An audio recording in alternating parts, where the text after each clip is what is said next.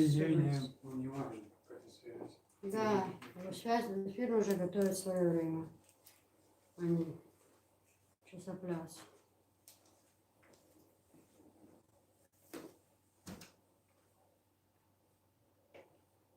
Сейчас я тебя сразу настрою. Эти настройки сделайте.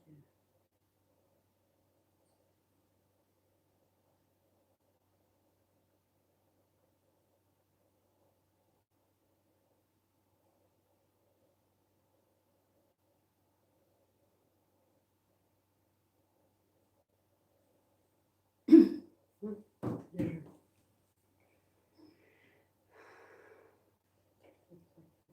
Связь очень плохая. Очень. Ну, пошли, да, сообщения тебе идут? Ну, трудно.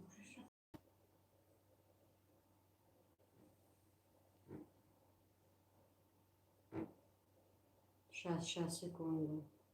Напишите, слышно, видно, хорошо нас, но никак не можем настроить эфир. Вообще плохая связь. Убери звук.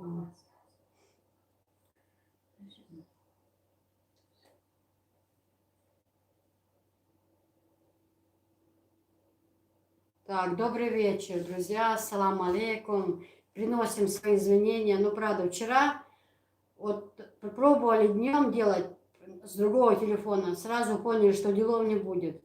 И сегодня тоже очень плохая связь. Приносим извинения. Ассаламу алейкум. Бюсдихылма серия. Всем доброй ночи. Так, мамуля тоже хочет поздороваться. Да. Всем добрый вечер. Поздравляем всех женщин с прошедшим праздником. Извините, что вчера у нас эфир не состоялся. Конечно, хотелось вчера еще это все запустить эфир, но не получилось. Такая вот связь. То ли из-за погоды, то ли из-за чего, каких-то причин. Но пришлось перенести на сегодня. И сегодня тоже вот такие немного технические неполадки. Ну, надеемся, что, может быть, больше их не будет. Угу. Да, слышно, видно хорошо. Да, ну хорошо, что слышно, видно хорошо. Добрый, так, ну начну сначала. Добрый вечер из Бишкека. Салам, ассаламу алейкум, ассалам. Киса, не пропадайте больше. Привет вам из Брянска. Здравствуйте. Елена Соловьева. Добрый вечер, дорогие, любимые Киса и Татьяна. Добрый. И вам. Марина Магомедовна, привет из Питера. Привет, Питер. Лиана Волгоград, Киса, еще раз хочу поблагодарить от всего сердца. Да, хватит, Лиана, харе, ты сейчас получишь замечание. Татьяна Алексеева, слышно, видно, хорошо, хорошо. Добрый вечер, Киса Татьяна, с прошедшим вас праздником, пообщаемся. Ну, конечно, да. Мы, в принципе, с Татьяной пришли пообщаться. Слышно хорошо. Добрый вечер, Киса и ее мама. Здоровья вам и вашим близким. Спасибо большое. Дали добрый вечер с прошедшим женщинам. Всех, кого не поздравила. Ну, я-то поздравляла всех. На том эфире я говорила, что не на эфире, а на последнем выпуске всех поздравляла. Но мало ли, может, кто не слышал. Еще раз всех женщин с праздником. Всем счастья, здоровья, всего самого наилучшего. Слышно, видно хорошо, мутновато, ну ладно. А вы качество настройте у себя в телефоне. У мамы хорошо видно, у меня тоже хорошо видно. Качество в телефоне. Так еще бы настраивали мы сколько. Аиша, вау, це що за краса в ефірі? Це ось Татьяна Богданова в ефірі. Аиша, ассаламу алейкум, аршиойло. Аиш, с праздником тебя, хоть немножко с запозданием, но все равно. Всего тебе хорошего. Все нормально. Елена Германия, все нормально, Киса, лучше позже, чем никогда. Да, все правильно. Седа Америка, все мои модераторы сегодня в эфире. Это Дали, Татьяна и Седа. Всех здесь со мной. Молодцы, девочки. Добрый вечер всем в чате. Какие люди в Голливуде пишут. Да, да. Седа, скоро Татьяна посетит Голливуд. У нее уже есть загранпаспорт. Ну, еще надо получить, но уже готовый, да. Так что скоро Hello, Америка. вас этот, не Трамп, а как его? Понятия не имею. Как его зовут? Иля, я знала, забыла. Седа, напомни, как президента зовут. Так, салам, родные. Пишет, Эжи, как всегда, прекрасно выглядите. Спасибо, Лиана. Слышно, видно хорошо. С Америки даже нас слышно, видно хорошо. Ну все, тогда все окей. Я уж подумала, что Ляжа хочет сказать, еще хочу черемши. Да, мы отправим без проблем черемшу, Аиш. Ты же знаешь, мы и тебе бы отправили черемшу, но ты без вариантов. Я даже общалась недавно Таиса Батриева, тоже моя хорошая знакомая. Я говорю, давай я тебе отправлю. Она говорит, кис, бесполезно. Высыпают прямо на границе, бесполезно. Ну, очень, очень, очень жаль. Она сейчас сезон, очень дешевая. Фитоконтроль высыпает. Да, ну, как сказать, очень дешевая. Она, например, стоила и 1000, потом 600, потом 500. Сейчас чищенная 500, не чищенная 200. Ну и то. Так оно выгоднее ее брать чищенную, потому Конечно, что конечно. оно оттуда то и выходит. Это уже Да. проверено. Да, я Ляне отправляла чищенную. Потому что думаю, ну что, отправить нечищенную, пока она почистит, и что там, и есть нечего, да? Так мало того, что просто есть, еще и подавиться можно, надо с чем-то же есть. Так еще там же, ты справляешь, там же за вес платишь, да? Да. Но вот это грузоперевозки, что я отправляла, там вот больше сколько места занимает тара, там у них как-то немножко свои приколы. Понимаешь? Ну, в общем, ладно. Ирина Кострома. Доброго времени суток, мои красавицы, с прошедшим праздником вас. Вот это и вопрос. Да, кстати, моя красавица, мы на тебя, вернее, не мы, я на тебя немного обижена. Ни ты, ни брат что-то в этом году красавицу не поздравили с 8 марта. Думаю, в чем дело? Или вы что, или почувствовали Слабинку. слабинку? Говорю, мам, не поздравила Алексея, ни Ирину, это что, это, не знаю, я ее поздравила и 7 марта, и 8, а меня что-то не, говорю, это, ну ладно, говорю, может, замотались гости и так далее. Аиша, Аляна, Дали, привет. Так, Эльвира, зла. Даже через нечеткое изображение видно, какие вы красивые. Вас с праздником здоровья и счастья. Спасибо, Эльвира, дорогая, спасибо. Ляна пишет, Аиша, не завидуй. Да-да. Ляша, привет. Таит Ахмадов, добрый вечер. Мама Таня и Киса, как ваше здоровье? Приятно вас видеть. Да пока все хорошо. Здоровье, как говорила одна наша родственница, по возрасту. Так что сколько лет, столько здоровья. Да. Так. А где наша звезда? Иша пишет, я тебя буду тихо ненавидеть. Ляня, ну что, черемшу ты получила. А где же наша звезда Ютуба? А звезды наши уехали. Значит, поехали поздравлять бабушку. Ну, туда, в Грозный, бабушку по отцу. Дело в том, что вчера супруг поздно приехал с рейса. То обычно то она к 8 марта приезжает, то мы ездим, или в тот день, либо на следующий. Ну, поехали и тетю поздравлять, и бабушку, взяли подарки. Я сказала, я мало того, что отправила с бабушки с дому платье, платок, заловки, одеяло большое, там девчонкам тоже подарки, я говорю, это цветы, заедь купить цветы. Ну, в общем, она в один магазин поехала, Анжела с отцом, и София поехала, Анжела и супруг. Говорит, мам, в один магазин заехали, закрыто, в другом вообще там все букеты по 7, по 9 тысяч. В общем, ездили, и вдруг мама подсказала, Кис, ну зачем женщине уже в возрасте цветы купить? Пускай купят хороший, большой торт. Маме подарили вон какой букет, а мама говорит, зачем в таком возрасте цветы, да? Нет, свежие, ну так тут две мыльные розы. А Анжела хотела, говорит, мам, мыльных нет нигде, а свежие, ну что, не день постоят и выкинуть.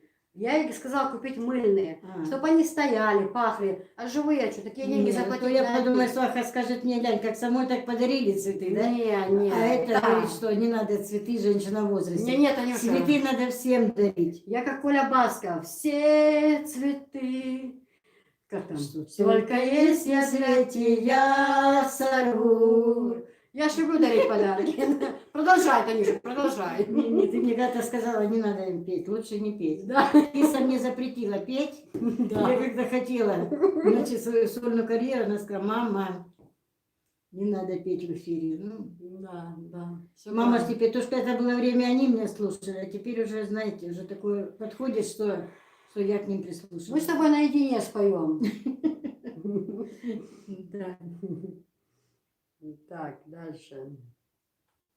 А так, чтобы объяснила, звезда поехала поздравлять бабушку. Здравствуйте, с прошедшим 8 марта, счастья, любви и здоровья, семейного благополучия, долгих лет жизни. Вашей красавице, маме, Евгения. Это что-то новое, подписчица, первую я читаю. Спасибо большое. Спасибо, Евгения. Ассаламу алейкум, Анна Бетельгириева, алейкум ассалам, Луна Морозова, Луна. Какая приятная у вас мама. Спасибо. Да, ну, какая есть. Мама у нас еще юмористка. Мы с ней смеялись тогда эфира, смеялись вообще. Мы уже поздравили друг друга по WhatsApp, но еще с праздником всех, да, с праздником. Малогущу, Суна. Анна, настроить, я в настройках эти настрои. Ну вот здесь в углу настройки шмахулин, уж, наверное, ты в курсе. Обычно бывает плохо показывают, вот у мамы я смотрю нормально. У меня тоже как бы нормально. Аиша, я тебя тоже люблю. Байдан. Привет из Парижа, мои любимые. Привет, Париж. И в Париж скоро заглянем. Да, вы теперь будете заглядывать. У нас теперь будет тур по Европе. Севда, салам. Так, добрый вечер. С праздником вас, мама и дочка красавица. С приветом к вам, Галина из Бербаша. Добрый вечер, Галина, очень приятно. Добрый вечер, Киса, замечательная мама, с праздником вас, здоровья, счастья и всех благ. Спасибо. Киса, сколько тебе лет, если не секрет, из Страсбурга? Ну, не секрет, никогда не скрывала. Вот, у меня в марте всегда весь, а теперь так вообще, у меня весь март будет праздничный, каждый год. Начинаем, всегда отмечаем первый день весны, 1 марта, ну, в смысле, отмечаем. 8 марта, 21 марта мне исполнится сколько, Танюш? Ну, вроде 39. Вроде. 39 лет 21 марта и 21 марта, да, это сказала? А 31 марта будет год каналу Киса Чечня. И будет большая вечеринка. Я уже звонила, может быть, это узнавала. будет 2 в одном.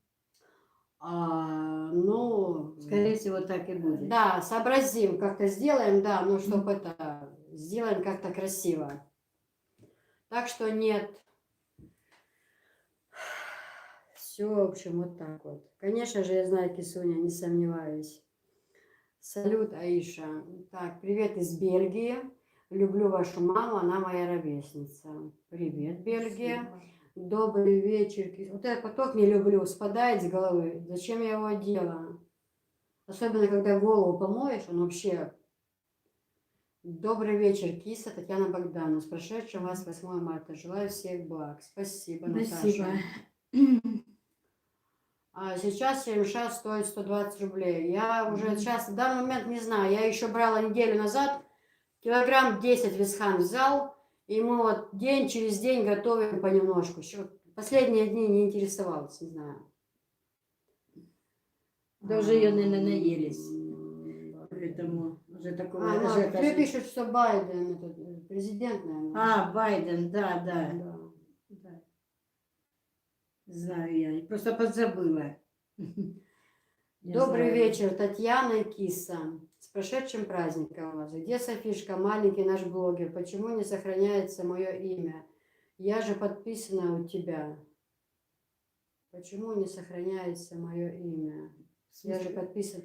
Но у вас ваш ник так называется, имя, фамилия. Вот у каждого вам просто так сохранили. Вы скажите, чтобы вам там кто-то дома сохранил, написал именно в Ютубе ваш ник, фамилия, имя. Как вас сохранили, так вы и написаны. Умар Чеченский, Лерин, Киси, Лайк, Дил Волксон, Бересхел. Спасибо большое. Мама приятная, спасибо. Давайте, тетя Таня пишет Седа, я жду вас. Отдохнем от души. Так, Седа, ты знаешь, что я очень ленивая. Ты в курсе или нет? Получай паспорт, что ж ты. Таня в Америку должна поехать не раньше меня. Таня. Ну, мне, я скажу, как сказать правильно, Да. То, что у меня паспорт, что я сделала паспорт, да, что я его вот получу скоро, это, конечно, заслуга моего зятя. Зять оплатил всю эту услугу, и чтобы теща, как я как-то сказала, что не умру, пока не побываю в Париже. Так зять сразу сообразил и заказал для тещи загранпаспорт. Ну, конечно, это шутка, но все равно я его благодарю за это. Надежда Васильева, добрый вечер. Красивые девушки, с праздником вас, мира, здоровья и добра. Спасибо, Надежда. Спасибо. Вас плохо видно. Но связь очень плохая, это раз. Во-вторых, в настройках посмотрите, пожалуйста. Ну, нормально. Кисуня, ты по почте отправила? Ну, теперь я понимаю, почему так быстро посылка дошла. Представляю, какой запах стоял в почте. Ляша, помнишь случай, который Малика рассказала? Нет, не почта, а деловые линии. Они там быстро довозят, очень быстро. Так я ее там несколько пакетов, ну, старалась как можно сделать аккуратно. Добрый вечер. Болталка на кухне. Хорошо сидим. Да, сидим Да. хорошо. С праздником, дорогие мама Таня и Киса. Счастья, долголетия вам. Казахстан вас смотрит и любит. Спасибо большое. На Казахстан. Какое счастье иметь таких дочерей. Да. Да. Ира Кострома пишет. У меня муж всех поздравляла, я принимала поздравления. Ну, А правильно. почему ваш муж тогда не поздравил? Меня поздравил. Да? Конечно, Ну, Валерий Юрьевич. Какие тогда претензии? Я сказала, так, почему я его поздравила, я ждала от нее поздравления тоже. Алексей, брат, тоже. Я всегда поздравляю всех с 23-м, с 8-м, все, кто есть у меня в контактах, всех. Несмотря на свою занятость в этой жизни, и все вот это вот, каналы, посылки, работа, я все равно всем уделила внимание, всем до единого. Девочки, я хочу сказать несколько слов о своих дочерях. Ну, во-первых, я, конечно, мне больше нравится, когда кто-то со стороны там их, допустим, хвалит, да. Я, например, не хочу там сильно хвалить, хотя я их очень люблю. И многие видели, наверное, как они меня поздравили с 8 марта. Конечно, я ждала поздравления, но не такие шикарные, как в этом году девчата мне сделали подарки. Некоторые, может быть, они не нравятся. Как мне одна женщина написала, если бы ваш муж, как она сказала, знал, каких вы родили детей, то он бы несколько раз перевернулся в гробу. Но пусть она за это не переживает, за загробную жизнь моего мужа. Пусть лучше о себе побеспокоиться. Вот. А девчата у меня замечательные, и многие люди хвалят их, и многие мне даже благодарят за моих девчат, так что... Чуть погромче говори. Так что, кому не нравится, ну, это уже ваши проблемы. Извиняюсь, что-то жестко. Но дети у меня хорошие, да. Вот и благодаря им я сейчас живу счастливо, дай Бог, чтобы еще здоровье было, а остальное все, знаете, приходящее, уходящее. Саша. Так что я давно хотела сказать это, ответить этой женщине, но мне же Наташа говорит, мам, не надо. Пусть думают, что хотят. Ихнее дело писать, наше дело читать и пропускать это все мимо ушей. Ну, не выдержала все равно. Я вот такая, знаете, у меня такой характер. Я, бывает, долго молчу, а потом могу высказаться так, что некоторым не нравится. Ну, ничего, ну, такая я и есть. И все. Не, ну вот видишь, ты говоришь, наше дело это, иногда промолчать. А ты знаешь, иногда так ударят, что не получается промолчать. Ты вот сама по себе расскажи, как у тебя было. Всего один комментарий, пожалуйста, расскажи. Расскажу, да. Ты та, которая нас все время говорила, ну не грубите, ну не надо, ну нельзя так. Да, было дело.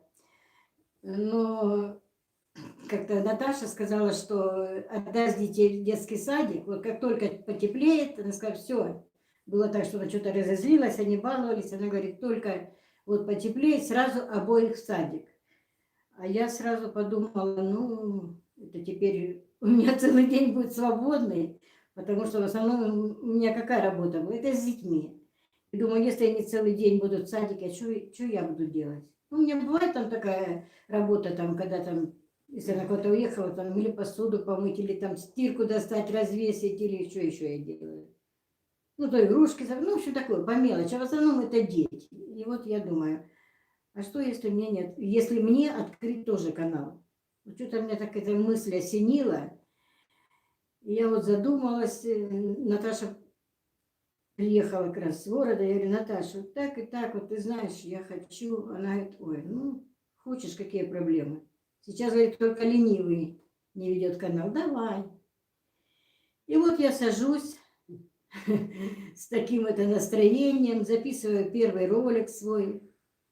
Ну, так, как бы я сразу сказала, что это пробный ролик, что я посмотрю на себя со стороны, я посмотрю на комментарии, я посмотрю, сколько там начнут там, подписчики, как будут себя вести, будут подписываться, не будут. Если только я что-то замечу не так, я сразу канал удаляю, я не буду его вести.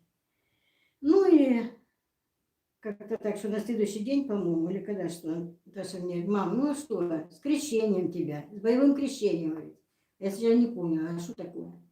Ну, почитай, комментарии тебе написали. И вот одна, она наша знакомая, ну, знакомая как, по переписке, мы ее очень любим, она нас еще больше любит, она такое написала мне, ну, я Там вот такой текст был. я дословно не помню, да, но дело в том, что она написала, ну, куда ты старая лезешь? Я буду говорить, назвать вещи своими именами, да? Куда ты лезешь? Тебе что, пенсии не хватает? Ну, конечно, не хватает. Ну, что там той пенсии? Какие у нас в России пенсии, да? Это одно, а второе, ну, чтобы была хорошая пенсия, надо было, Нет, як то кажет, рабыть, а не дурака валять. Вот. Ну, и там еще, что она еще писала? да там В гадости. общем, очень много она написала там разного такого негатива. Но я, понимаете, я не испугалась этого, потому что, во-первых, я сама для себя так решила, да, я сразу сказала в этом ролике, что я посмотрю. Я еще не окончательно решила, что будет канал. И я потом подумала, а вот действительно, а зачем оно мне надо? А? Вот эта вот головная боль, это кто не знает этого, да, всей этой, как скажем так, кухни изнутри, тот может думать, ой, да что там такого, вот сел перед камерой и говори себе, что хочешь. Сейчас, как говорится, сейчас гласно говори, что хочешь, ничего тебе за это не будет. Ни земли, ни коня, ни папахи, ничего. Вот, но на самом деле это не так. Даже вот первый раз сесть перед камерой, да, и когда включится камера, ты до этого думаешь, а что я буду говорить, как это, что сказать, как поздороваться, как обратиться. И в этот момент ты все забываешь. Забываешь, просто, как говорится, после зажигания включается. И поэтому я так думаю, да нет. Наверное, пока не поздно я все это дело. И поэтому сразу мы решили прекратить это дело, да. Я решила, у меня есть 2 канала, у меня еще внучка. Вот, может быть, когда-нибудь и зять меня на свой канал пригласить. У нас уже это как династия. Так что такие вот дела. Вот так вот меня укрыли. И Наташа мне говорит, вот видишь как, а ты говоришь нам, не ругайтесь с людьми, не грубите. Вот, особенно Киса, она у нас, конечно, женщина эмоциональная.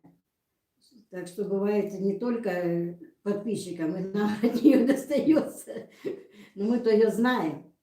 Да, поэтому мы не обижаемся, и мы, если бывает там что-то чуть поссорились или это, сразу это все забывается, и все становится на свои места. Ну, вот теперь Все равно я их призываю к тому, что не надо врубить людям, не надо огрызаться. Этим вы только доставляете людям удовольствие. Ну, когда слушается, когда не слушается, я же говорю, уже начинаю слушаться их я, а не они меня. Ну, вот так вот. С праздником весны, красавицы, крепкого здоровья. Киса очень похудела, что ли. Вас тоже с праздником, всех-всех с праздником. Привет, Севда, пишет Далее, с праздником Геноцвали. Геноцвали, это что значит? Мне очень нравится почему-то это слово. Это что-то грузинское? Да, грузинская. Света жила в Грузии, она знает язык. А Дали, она грузинка, живет в Москве. Она мне заказывала несколько Я не раз. знаю. Дали, что это обозначает геноцвали? Объясни, Что слово пожалуйста. грузинское, а перевод... В смысле, Барбарге Гергуду. Да. Если вы не согласитесь, то было заречь. Здравствуйте. Всем здоровья и счастья, красивая семья, крепкие корни. Спасибо большое. Добрый вечер, Киса, Татьяна Богдановна. Рада вас видеть. Добрый вечер, Ирина. Всех с праздником. Татьяна Иванова, с удовольствием смотрю вас. Вы красотки. Спасибо за доброту. Так, а сколько там лайков у нас? Красивые мои. Дорогие. Почему так мало лайков? Смотрите. В эфире 293 человека, только 68 лайков. Давайте лайканем, друзья. Давайте жить дружно. Давайте жить дружно, да. Так, секунда. Так. Чат бежит очень сильно. Молодец, зять пишут. Киса, ваша мама такая красивая. Аиша, я тоже плакала от радости. О чем речь, Лиана, не пойму. Что там у вас? Что за радость? Поделитесь с нами. Татьяна, пишет Лиана Волгоград, вы до неприличия хорошо выглядите. Это ген или легкая жизнь? Я тебе говорю, одевай это платье, ты сомневалась. Видишь, какая ты же у меня красавица. Ну, я не знаю насчет генов. Саша! Наверное, это от хорошей жизни. Да. Потому что, знаете, ну, что греха таить, как говорится, да, что скрывать. Живу я, конечно, отлично. Дай Бог каждому так, как сейчас живу я. Как говорится, знаете, есть такая пословица, не было бы счастья, да несчастье помогло. Это вот как раз про меня. Ну, конечно, жаль, что счастье таким путем, да?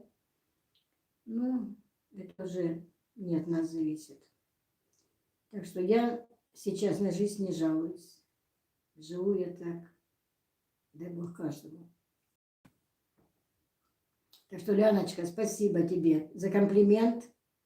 Ты тоже у нас любимица всей нашей семьи. Мои девчата тебя тоже уважают. Да. Я тоже всегда смотрю твой канал. От всей души. Правда, он всегда у тебя такой коротенький, самое такое интересное и всегда быстро заканчивается. Так, очень сильно бежит чат. Спокойной ночи всем. Спокойной и вам ночи. Салам, Киса, Татьяна, рада вас видеть вместе до слез. Спасибо. Аиша, тетя Таня, Аиша пишет. Несколько раз пересмотрела момент, где Хатька вручает вам цветы. Наревелась от души.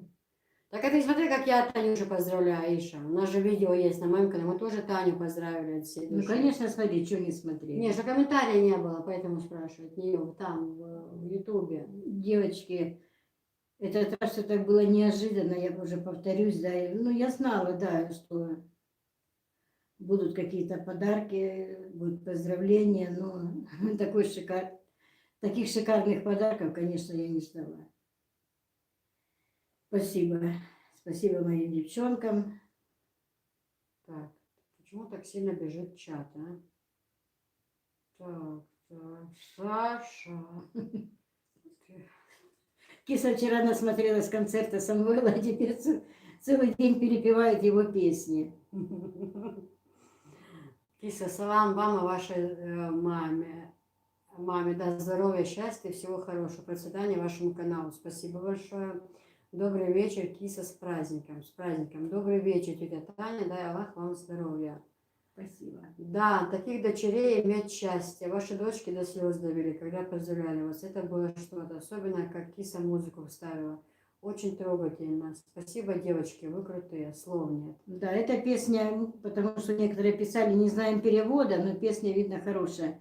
Но я тоже чеченский язык не знаю, но эту песню, и кто исполняет эту песню, я знаю этого человека. Лично с ним я не знакома, но знаю его и внешне, и слышала о нем. Это песня про маму. Там, где припев поется «Нана», эта песня, это переводится как «мама». Так что, мне кажется, здесь и перевода не надо, здесь и так понятно, о чем эта песня. Я несколько раз пересматриваю уже в записи ролик этот, и каждый раз у меня, как говорится, кому в горле стоит. Это дорогого стоит, конечно. Добрый вечер, киса и мама Татьяна Богдановна. С прошедшим праздником. Вас крепко вас ждет. Татьяна Богдановна, уважаю вас. Вы такая милая и добрая. Спасибо. Тетя Таня, спасибо вам, что вы воспитали таких красивых, хороших дочерей. Далее, Геннадсвалля, уважаю, люблю грузинский народ. Респект Грузии. С праздником вас, вы самые лучшие. Виталий Колесников, привет из Москвы. Добрый Это, вечер, по-моему, уже Киса. написал. Да, всегда пишет хороших. Знакомый ник, да. Мама Таня, с прошедшим праздником вас, счастья вам на всю жизнь, особенно маме Тане. Мы ее очень полюбили, берегите ее. Спасибо. Спасибо. Да, вот бережем. Сегодня целый день для нее пою песни такие вот. Саша, помнишь наш лет? Язык вырвать и руки той сволочи, которая написала вам такое, Татьяна. Ой. Да пусть живут, а кто нас веселить будет? Пусть живут. Танюша по понятиям, пишет Аиша. Да, да, да. Вы с мамой даже голосами похожи. Да, Мы родня. Ужас, как можно такое написать? Сколько злых женщин. А, кстати, написала тебе, знаешь, она наша общая любимица. Так что писала, что киса живет счастливо, она еще не знает, какой ее сюрприз ждет. Что скоро она совсем узнает, что будет вторая жена. Что за обида? Если я сама ее нашла, вторую жену. В смысле будет сюрприз? Значит, будет две тещи. Да. Мне наоборот помощница нужна. Потому что и посылки, и все. Стройка. И стройка, да. Она будет в старом доме жить, я, естественно, в новом. Все нормально, сюрпризов не будет. Бабушка красотка, все правильно сказала. Ой, Ляша, не говори, по себе знай. Помню, когда у тебя было мало подписчиков. Ну, уже год, 31 марта, год каналу Киса Чечня. Тетя Таня, приезжайте в Турцию, я буду рада вам. Она на лето седа приезжает в Турцию у них. И в Турцию легче поехать, чем в Америку. Да, то ты сейчас можешь с паспортом свободно полететь к седе. Не то, что ты прилетела в Турцию, да, например, там снять гостиницу, где-то все это. Седа прям приглашает к себе домой, что отдохнуть сможете там, принять все вот эти вот процедуры. Выпить чашечку кофе. Да. Ну, посмотрим, как будет все слаживаться. Планов много, конечно. Но... Ассаламу алейкум, Киса. Рада видеть вас с мамой. Привет, тетя Таня. Очень рада видеть и слышать. Спасибо. Киса, хорошо, что подсказала, как сохранить меня. Угу. Да, сохраните, и тогда я буду видеть. А так, как можно такое писать? Это не люди, это ужас. Добрый вечер, с прошедшим вас праздником. Здоровья, счастья вам. Аиша, я тебя как никто понимаю. Мама Таня, у вас лучшие дочери. Лена Захарина. Дай Бог вам здоровья, долгие годы. Большой вам привет с Луганска. О, ну это наши. Ну, лучше они, конечно, для меня не лучше, для другой мамы ее дети лучше. Это понятно. Это все понятно. Но я, например, никогда не скажу плохого там за других детей, потому что у меня свои. Это мог сказать человек, который или нет детей своих, или, может быть, он озлобленный по жизни, или вот как вот. Расскажи, я расскажу случай, да, хотела сказать, кстати, у меня есть хороший знакомый, как сказать, он блогер, но он довольно-таки известный человек. Вот он рассказывает случай. Буквально несколько дней я узнала, что на протяжении 3 лет, почти 3 лет, писали с аккаунта страшные вещи. Ну, мало того, что другие гадости писались там, что и убьем, и зарежем, и мы вас отслеживаем, и вам все равно не жить, что приходилось даже у этого друга то ли прятать, он писал, то ли где-то там, он сильно уже такой стал, знаете, на нервах без конца, он постоянно чувствовал то, что преследовало, что там оглядывался, где-то кто-то не так посмотрит, он боялся, что это за ним пришли. Ну, в общем, писал гадости просто в интернете, но телефона номера нет, по телефону это легко вычислить, да, и найти кого угодно. А тут такие страсти, типа я тебя убью и найду, из-под земли достану, и ты не жилец. Ну что вы думаете? Нашли, подняли, написали, обратились. Бабушка с костылем стоит. Он говорит: бабушка, вы проживаете в этой квартире? Вы это все пишете? Она говорит: я вообще не понимаю, о чем речь. А с кем вы живете? Кто в этом доме еще? То есть спутника вот этот момент. То есть да, можно определить связь, откуда, с какого дома писали. Так это где-то даже было не по России, а там, например, если с Украины бы нашли, или откуда-то с другого места. А с кем живете? С сыном. Где сын? Вот спальня. Заходят, а там сын сидит в инвалидной коляске. Инвалид. Озлобленный, обиженный на весь мир. И вот представьте, 3 года он мурыжил нервы этим людям. Ну просто думали, да, прекратит. Нашли. Захотели, нашли 5 секунд. Заходят, а там сидит обиженный судьбой человек. И что ему сказать? Поэтому думайте, прежде чем писать, думайте. Потому что, я говорю, были такие моменты очень обидные, когда вот я сколько раз пыталась не затрагивать политику, не хочу ее, но люди, которые здесь жили, есть люди, которые потеряли семьи, у которых полностью бомба упала, и, например, мужа дома не было, на момент был дома, он приходит домой, а лежит просто яма. Там, в этом доме дети, мать остались и все. Эти люди, им что оставалось делать? У них смысла в жизни уже больше нет никакого. Полностью мать, семья, дети полностью сравнял. Ему что оставалось делать? Конечно же, он уходил туда, все знают куда. И шел против таких людей. И потом, когда спустя годы, вот по интернету передавали и писали: да были мы там у вас, мы ваших резали, мы глотки резали. И потом их там находили, и они на коленях просили прощения. Пожалуйста, плакали. А люди шли по улицам, хоть оглядывались, хоть бы кто подошел и сказал: вы чеченцы там, почему вы обижаете, чего вы трогаете? Еще снимали, шли, и никто не подошел. Сколько этих съемок в Ютубе? Ты был в Чечне, ты головы резал? А ну-ка, отвечай здесь. Я не забираю свои слова назад. Пожалуйста, плачет, на колени ставит, пожалуйста. Находят. Поэтому думайте, прежде чем писать. Просто думайте. Мы вам плохого ничего не сделали, чтобы желать проклятия и смерти. Понимаете? Никому совершенно.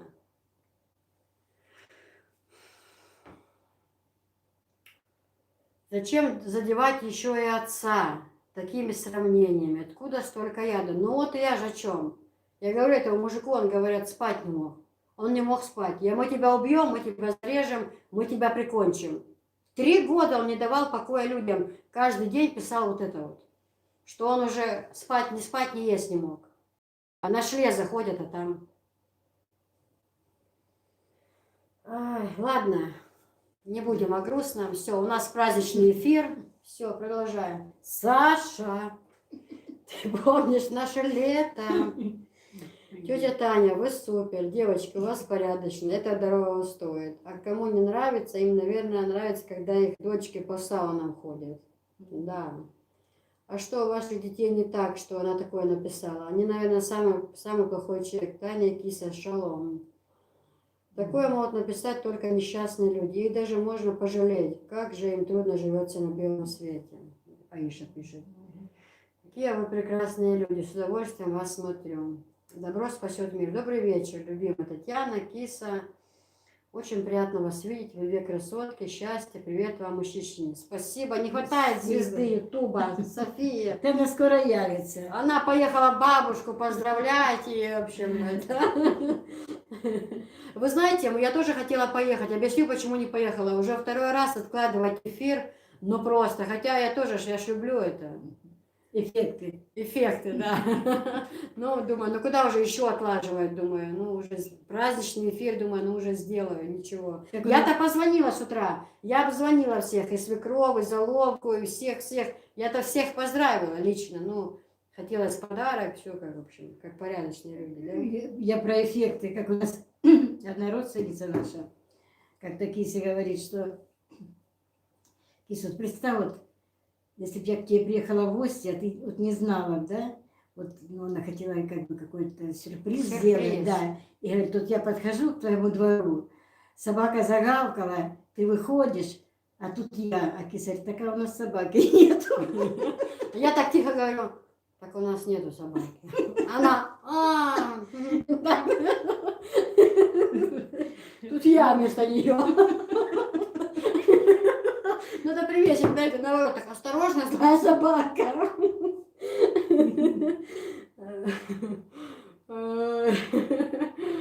Леончик, привет, я с тобой полностью согласна. Язык отрывать таким собакам выкинуть. Тетя Таня, не обращайте внимания, это очередные Да мы же не обращаем, мы же видите, что... гуманоиды.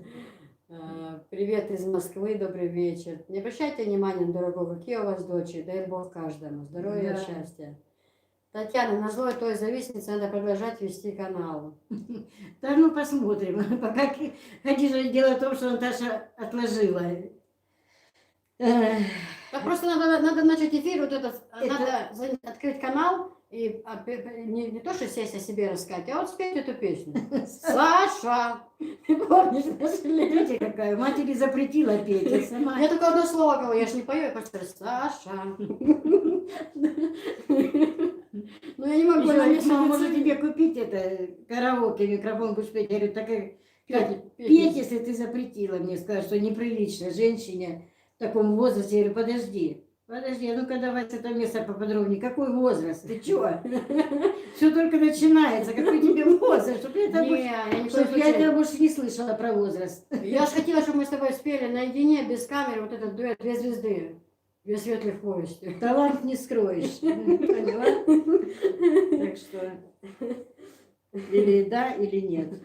Добрый вечер, с прошедшим 8 марта. Татьяна Богдановна, кем по профессии были ваши родители? Почему вы выбрали профессию ветеринара? Мои родители... Ну, отец у меня был шахтер. Так как мы жили в шахтерском поселке, там все мужчины, все работали в шахте в основном. Вот. Он был шахтер. А мама у меня тоже работала на шахте. У мамы была очень тяжелая работа. Мама у меня работала в кочегарке. Тогда кочегарки были, знаете, не такие, как сейчас. Сейчас в основном уже на газу сидит. Там я видела, как сейчас есть какие современные кочегарки, что он сидит, только там наблюдает за этими приборами, да.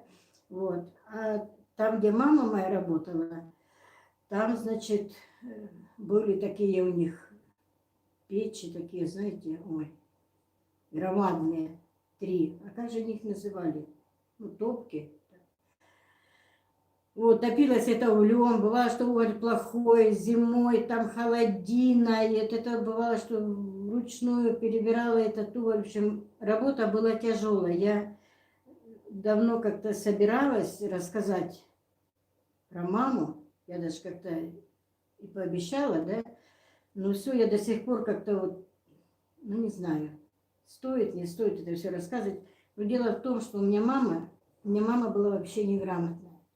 Она пошла в школу в 1 класс и походила там всего несколько месяцев, но это было, как настали холода, сразу она перестала ходить в школу, потому что жили очень бедно, что не было нечего ни одеть, ни обуть. Ну, в общем, как-нибудь я расскажу. Да. И вот, поэтому образования у мамы не было, и мама работала на шахте. Вот. Почему я пошла учиться на ветеринара, если честно, Я даже, как сказать, я даже не представляла, что это такое.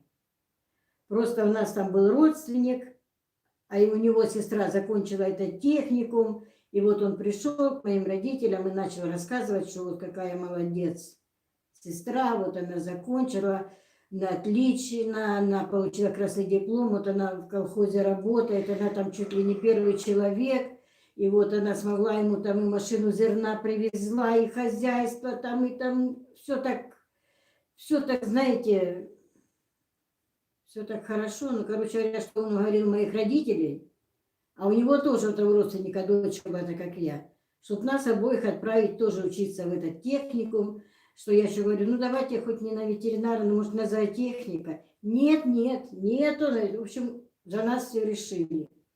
Вот, и поехали мы учиться, но мы поехали учиться, нам хотелось уже, знаете, быстрее из дома вырваться, вроде бы как вот есть вот эта вот жизнь студента самостоятельно, нам все это казалось в розовом цвете. Нам было все равно, куда ехать учиться, лишь бы уже не в школу ходить. Ну и так вот получилось. Например, я несколько раз мне хотелось бросить этот техникум, но мама сказала, нет, ни в коем случае, пока не получишь диплом, наверное, потому что она сама хлебнула этого как без профессии, что она всегда говорила, вот положишь мне на кровать диплом, почему именно на кровать? Я всегда задавала вопрос, мама, ну почему на кровать? Ну скажи, там на стол положи мне, или там на сервант. Вот у нее, ну просто, как знаете, как поговорка такая. Вот, положишь мне на кровать диплом, и она сказала, пока не закончишь, что даже не замуж, да я вообще, для меня это было дико, как так, пока не закончу учиться, выйти замуж. Хотя у нас в группе были девчонки, которые, да, и даже после первого курса и замуж выходили, и все такое. Ну, вот у меня была такая установка, только пока закончу учиться. Вот. Но я скажу вам, что я, например, по своей профессии почти мало работала. Я работала и лаборантом, я работала и учетчиком, и диспетчером, ну, как-то вот все такие вот профессии, но все равно не все связаны с сельским хозяйством. Вот. Ну и так до пенсии доработала. Вот, чтобы сказать, что я прям была влюблена в свою профессию, как вот есть некоторые люди, знаете, вот, призвание у них такое, нет, у меня такого не было. Ну, вот, я, кажется, ответила на ваш вопрос. Так, Саша, ты помнишь нашу работу? Так, Киса, благодаря вам я по-другому взглянула на многие вещи. Очень нравятся ваши эфиры. Спасибо, Ольга, большое. Доброго времени суток, Абизат пишет. Киса и Татьяна, с прошедшим вас праздником, здоровья и счастья. Очень рада снова вас видеть, рада пообщаться. Жаль, что Софишки нету дома. Ну, звезда поехала поздравлять. У нее же график плотный, у нее все расписано по секундам. Добрый вечер, с прошедшим женским днем. Татьяна Богдановна. Это читала. Ой, заболталась, про лайк забыла. Пойду исправлюсь. Так, Аиша.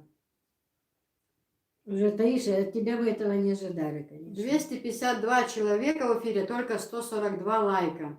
Девчонки, давайте лайканем, зрители дорогие. Смотрите, половину людей не поставили лайки. Давайте, мои золотые, лайканем, чтобы видео вышло у нас, рекомендации. 252 человека в данный момент, и только 142 лайка. Так. О, молодцы, пошли лайки. А то все просили маму в эфир, пожалуйста, организовала, а лайки ставить никто не хочет. Видишь, Танюша? Видишь как? Так. Так. Чат летит со страшной силой. Так. Прекрасные девочки у прекрасной мамы. Вот да. Поэтому нам и пишет Елена Прекрасная тоже. Анастасия. Анастасия. Да, вот это вот наша, которую мы любим. Это есть Анастасия Прекрасная. Так что я ей передаю привет, поздравляю ее с праздником, хоть и с прошедшим, но все равно поздравляю. Так что давай, Настя, пиши, не забывай нас. Куда не писать? Она Ты везде заблокировала? Везде Так забанена. ты это самое, в честь праздника сделай ей Так амнистию. праздник уже прошел. Ну ничего, мы рассмотрим этот вопрос. И я постараюсь уговорить Кису, чтобы она разблокировала. Ну я хочу сказать, что разные бывали комментарии, плохие, хорошие, но Анастасия прекрасно, явно. Превзошла всех. Да? Может, у нас дурки пишут? Ничего. Таня, не обращайте внимания на других людей, они завистники, сердце грязное. Дай вам и вашим дочерям здоровья. Ну, знаете, иногда, знаете, как бывает обидно. Вот из-за всех сил я вообще человек эмоциональный во всех смыслах. Добрая, хорошая, от всей души, если что-то делаю, от всей души. Но если что не так, пух и прах. Все, это железно. Добрый вечер. София Державина пишет. Очень красивые вы обе. Ой, София, спасибо большое. Какие есть, как говорится.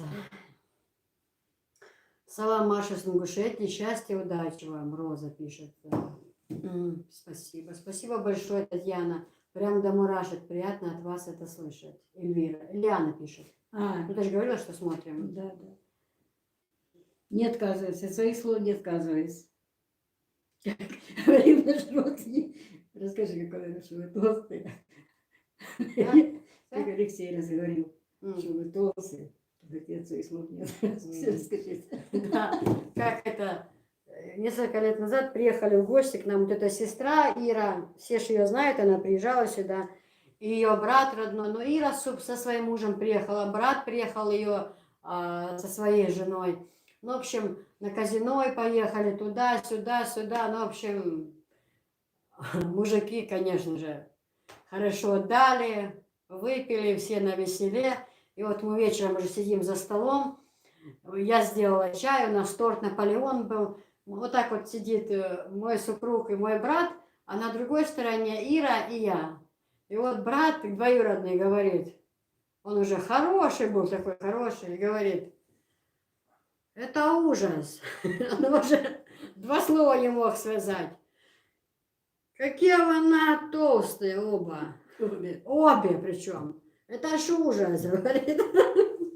Я такая в образ вошла и говорю, Алексей, брат, от кого? От тебя не ожидала такого, говорю. За сколько лет, говорю. А он так внимательно меня слушает, а сам же уже сидит никакой. За сколько лет, говорю, посетил Чеченскую Республику, приехал ко мне в гости, я так давно звала, наконец-то приехали, все я для вас, и стол накрыла, и везде вас, но я ж в образ вошла, все. А ты, говорю, так меня обидел сегодня, говорю, так вот мою душу ранил. Ну как же так? И он такой сидит на меня, голова у него шатается, он так сидит, смотрит, я думаю, сейчас он скажет, извини, киса, извини, сестра, может так. И он такой сидит, долго что-то хочет сказать, потом говорит, ну не знаю, Ната, я лично своих слов назад забирать не буду.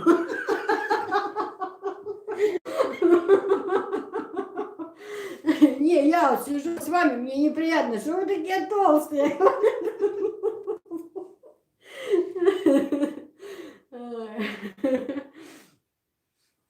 Седа пишет, исправлю, киса, это не мои дедушка с бабушкой в Грузии. Я никогда... дедушка с бабушкой, я никогда не была в Грузии. Ой, извиняюсь, Седуш, извиняюсь. От души желаю вашей семье крепкого здоровья, всего самого наилучшего. Ляна пишет. Индира. Мама Таня и Киса, привет вам из Москвы. Привет, Индира. Киса, я благодаря твоему каналу, Ляна пишет, поняла, что могу быть сдержанной. Таня тоже сдержана, не поет уже, видишь? Зато я пою. Саша, помнишь наше лето? Я тоже прослезилась, когда дочери поздравляли вас, Татьяна Богдановна. Здоровья и счастья вам. С прошедшим вас, Индира пишет тоже. Спасибо. С прошедшим вас всего самого наилучшего. Спасибо, Малика. Добрый вечер. Это все от зависти говорят. Такое. Ваши девочки замечательные, молодцы. И вы тоже хорошей от души вам желаю от Франции. Кисуня, конечно, я видела это видео, и комментарии от меня под видео есть. Вы умнички, так порадовали маму. Да, Иша, я не видела, может, я пропустила. Спасибо большое, дорогая. Ты знаешь, я всегда говорю, если нет комментариев от Седы, Аиши, Дагман, Чекуева, там, ну, еще там такие уже, с которыми я лично общаюсь в WhatsApp и стали мне родными, как сестры, мне уже кажется, как-то, знаешь, Чего-то не хватает. чего-то не хватает, хоть там вот много других комментариев, но как-то вот. Ну, в общем, это все. Добрый вечер, киса и Татьяна Богдановна. С праздником прошедшим, добра вам и здоровья, мира. Спасибо. Спасибо. Ганесвали переводится просто друг или подруга. Очень близкий человек. Спасибо большое. Я ревела, когда песня «Нана» была в ролике. Да, София, это очень трогательная песня. И вообще, это как беру все свои беды на себя. Геноцвали. Очень хорошее слово. В общем, Таня, Геноцвали. Мгм. Беру все беды на себя. Запомни это, тебе пригодится больше. Саша, Геноцвали. Привет из Ставрополя. Киса, ты будешь старше, все остальные будут подчиняться и слушать тебя.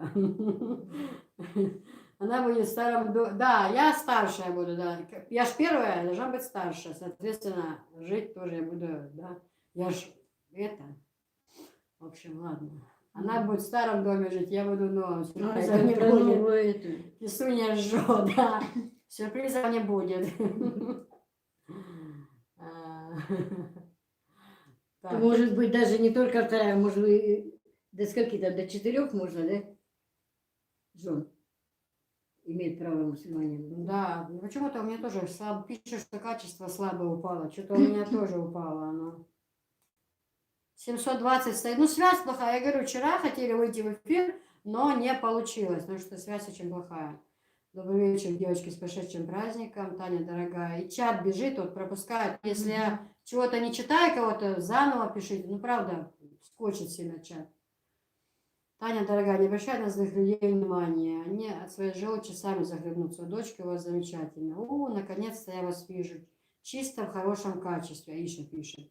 Девчуля, вы выглядите восхитительно. Но я же говорю, мы тут на хуторе Мы что, знаем, не держим таких людей. кто мы и откуда? Тетя Таня, долгих лет жизни. Вы такая уютная, теплая. Напоминайте мне мою бабушку. Спасибо за таких дочерей. Пожалуйста. Ляна, у тебя тоже канал? Не знала, даже интересно посмотреть. Да, у Ляны канал.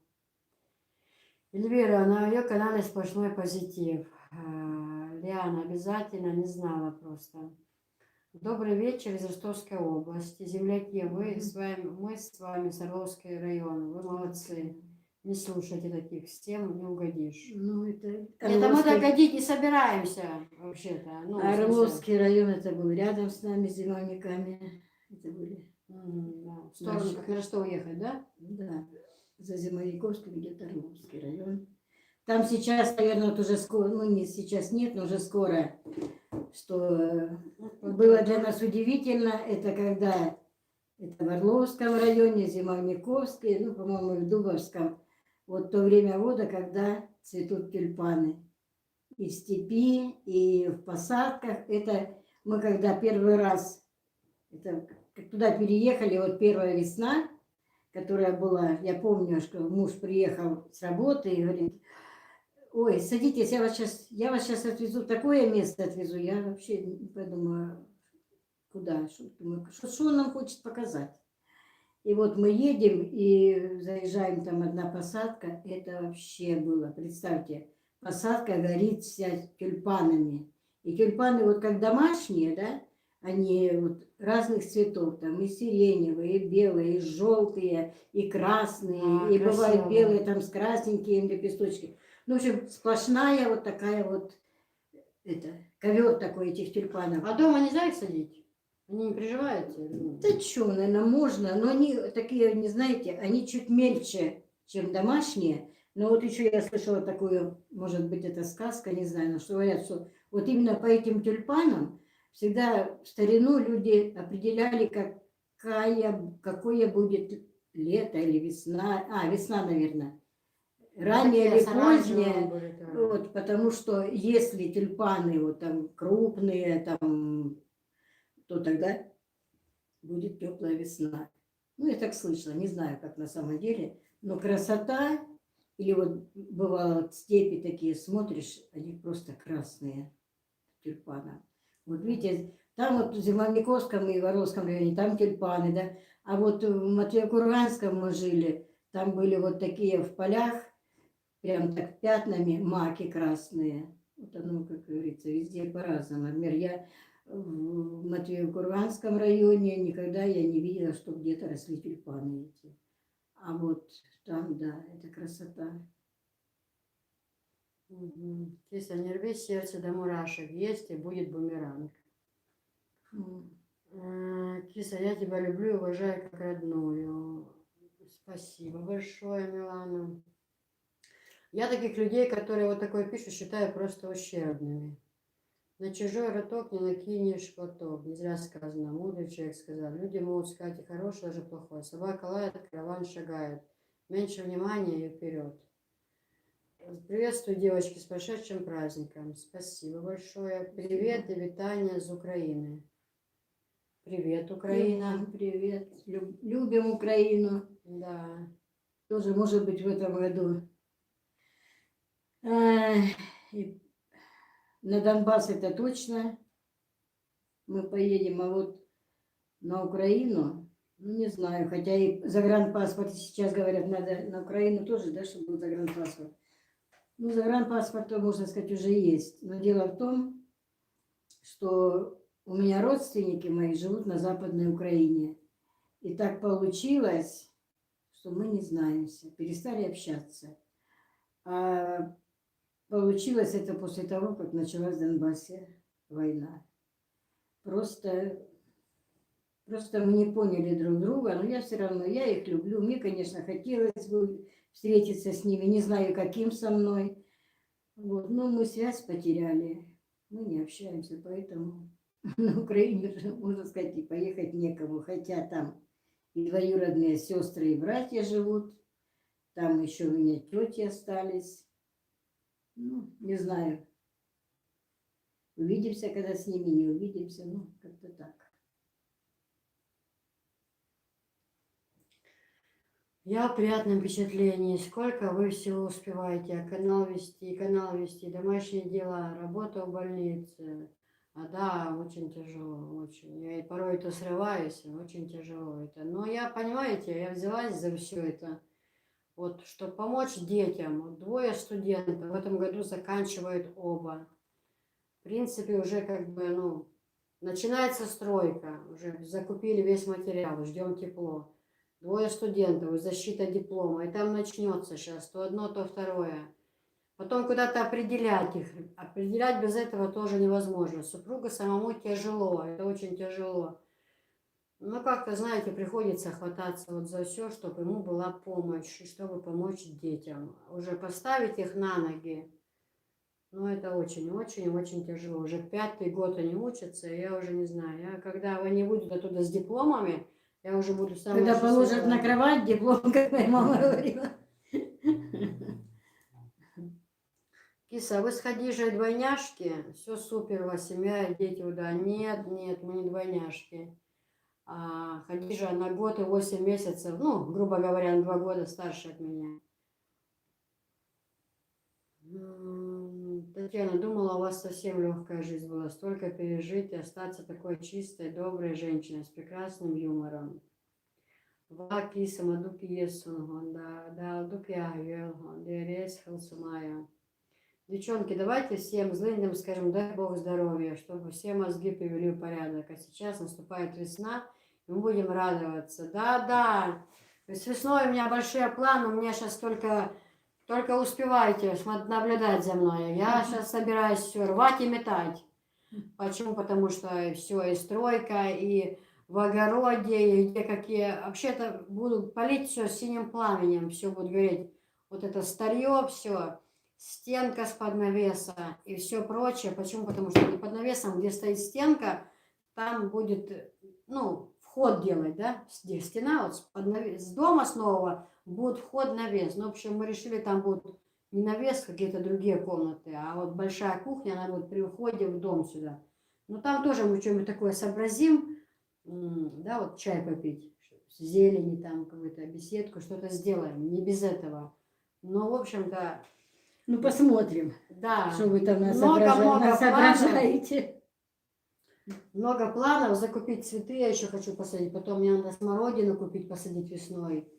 То место, где мы половину малины вырезали, то, что я хочу там посадить смородину и крыжовник хороший купить, знаешь. Киса уже не хочет, чтобы жизнь была сплошная малина. Не, мне просто нет на это времени, это слишком много А малины. смородину тоже ее... Не, ну, смородину ее раз оборвал и все, да? Да, и Смородина, крыжовник да. тоже. А с малиной, конечно, тут посложнее.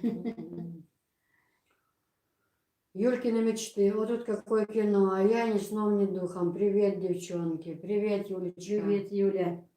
Слышала, вернее, сегодня смотрела твой ролик, что ты уже анализы много поздавала. Молодец, Юляш. Желаю тебе удачи. Киса, тетя Таня, доброго вечера вам. Дагмара пишет, какие вы красивые. Дагмар, Маршиойло, где еще? Дагмарушка, моя золотая. Хочешь учить тебя, ищи, когда вас нету, и Чекуева. Где, кстати, Чекуева? Для меня эфир не эфир, вы мои золотые. Группа поддержки. Малика, на кухне с Маликой, привет, Юля. Девчонки в чате, всем привет. Хадижи не хватает.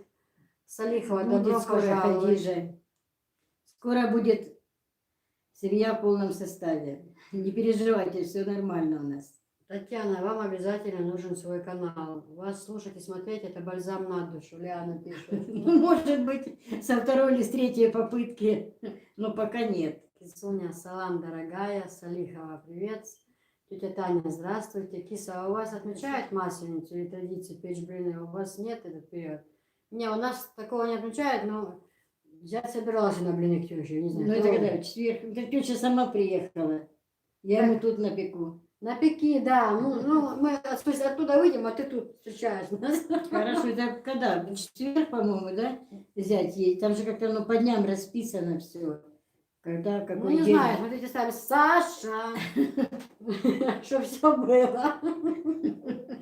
Ой, вы знаете, Для нас это... я очень не сильно люблю. Я не знаю, кто-то, какая-то залетная написала, да она ненавидит всех. И украинцев. Я наоборот всегда, я не знаю, Ой, это вообще... Украинцы это больше, чем пол меня. Вы что, я люблю очень сильно украинцев, их речь. И вообще этих людей люблю, говор. Я не знаю, для меня кажется, каждый из них мой родственник вообще. Как можно такое было написать? И вот человек, который эту песню пел, вот это Саша, я вот с его канала взяла эти слова, и они у меня сегодня целый день в голове. Очень такой творческий человек вообще.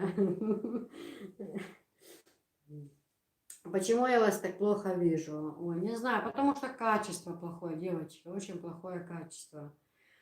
198 лайков. Давайте лайканем. Кто не лайканул, ребятки? Сколько это вы уже в эфире? Мы начали где-то 9:30, да? С какой попытки? 9:30. Только час, что ли? Так, Татьяну надо называть Тумишей. Кто это? Лиза Махтиева. Нет, девочки. Поздно. Слишком поздно. Таня, даст отца. Нау. Очень плохое качество. Киса Хамам Шундул дал дупя, говорит, что ты для нас долго жила в этой жизни, радовала нас. Как же раньше было хорошо, и ваши воспоминания дорого стоят. Сейчас люди друг друга злобные, вы супер-супер. Да, люди очень злые, очень злые. Очень. Эльвира, добрый вечер. Ляшка, привет. Девчонки, всем привет. Дагмара, салам, родная. Аиша, ты тут. Бюсли Крыл, шума серии. Хоть и поздно, с праздника вас, милые женщины. Желаю крепкого здоровья. Любимарит введено. Добрый вечер. Да будет доволен вами Аллах, Киса, за такое отношение к матери, с прошедшим вас. Я вашу маму с праздником. Пусть Аллах одарит ее в обоих мирах. Анна, ну а как иначе? Я за вами блогером. За вами блогером не успеешь. То у одного, то у другого прямой эфир. Да их же сейчас, знаете, развелось, вы что говорите, что их Я канал открывала их и так, сейчас уже этих блогеров, как Киса, да, это На собаке был блог. Муссолман, да, вы светлый человек. There is hell. Красуни, кто с Украины пишет. Привет, долгих лет вашей маме. Дик Адам Дуис, Линда, there is hell. Кисуня, правильно я поняла? Это ваш пароль, Саша. Как только ты говоришь Саша, тебе Таня сразу притихает. Нет, это мы с ней до эфира, до сегодня. Она так смеялась, мы с ней вдвоем. ну, это знаете, как бывает, вот, когда какая-нибудь песня вот придет в голову, да, и вот она, вот уже думаешь, сам как бы от Мы нее. даже клип с мамой сделали на эту песню, да? Мы пели, я снимала, говорю, Саша, это наша лента. Если, о, точно, это будет пароль, если я слышу, что ты не то говоришь, я сразу, Саша, и ты прекращаешься. Ой. Аиша, так точно, я тоже это заметила. Добрый вечер, киса, только зашла, успела, добрый. Аиша, ты внимательная, как всегда. Дагмара, салам алейкум, у меня тоже все хорошо. Салихова, у тебя как дела? Аиша, ты разведчица. Анна, алхамдулилlah, что у тебя все хорошо, я очень рада. Тебе бы в разведку. Анжела Грозная, Московская область. Киса, обожаю вас. Спасибо, Анжелочка, я тоже. Приятное, красивое имя, как моей дочери. Все очень хорошо, как у тебя. Да, Таня, я раньше жила в Суровкино, Волгоградская область. Мы все время выезжали в степь. А в степи там кругом. А красоту степи весной просто не передать. Разноцветная, очень красивый Они запах. просто немного раньше, чем домашние, это, ну, цветут. Они рано вылазят. Но мы тоже когда-то хотели выкопать, чтобы дома посадить, но там очень глубокие корни. Они так глубоко растут. И сам стебель такой тоненький. Ну, зачем нам, как говорится, лесные тюльпаны, если у нас можно дома было из своих таких домашних было много тюльпанов. Вот, ну, я же говорю, красота это неописуемо. Особенно это Орловский район, мне кажется, там больше этой красоты, чем в Зимовниковском и Трубовском.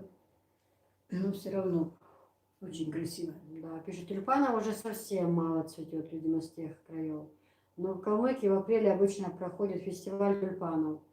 Дома их не посадишь, по крайней мере, просто так. А еще после того, как его срывают, луковица 5 лет не цветет. Ну, может быть. Добрый вечер, девочки, собьюсти що ще не доквастил, мочого дук ешущим, родима, резко, маршевого его. Дагмара, спасибо, моя хорошая, пусть будет доволен тобой Аллах. Все собрались у нашей кисы. Да, все, киса масана дукиез. Да, суна дешу массо, Аллахи диз.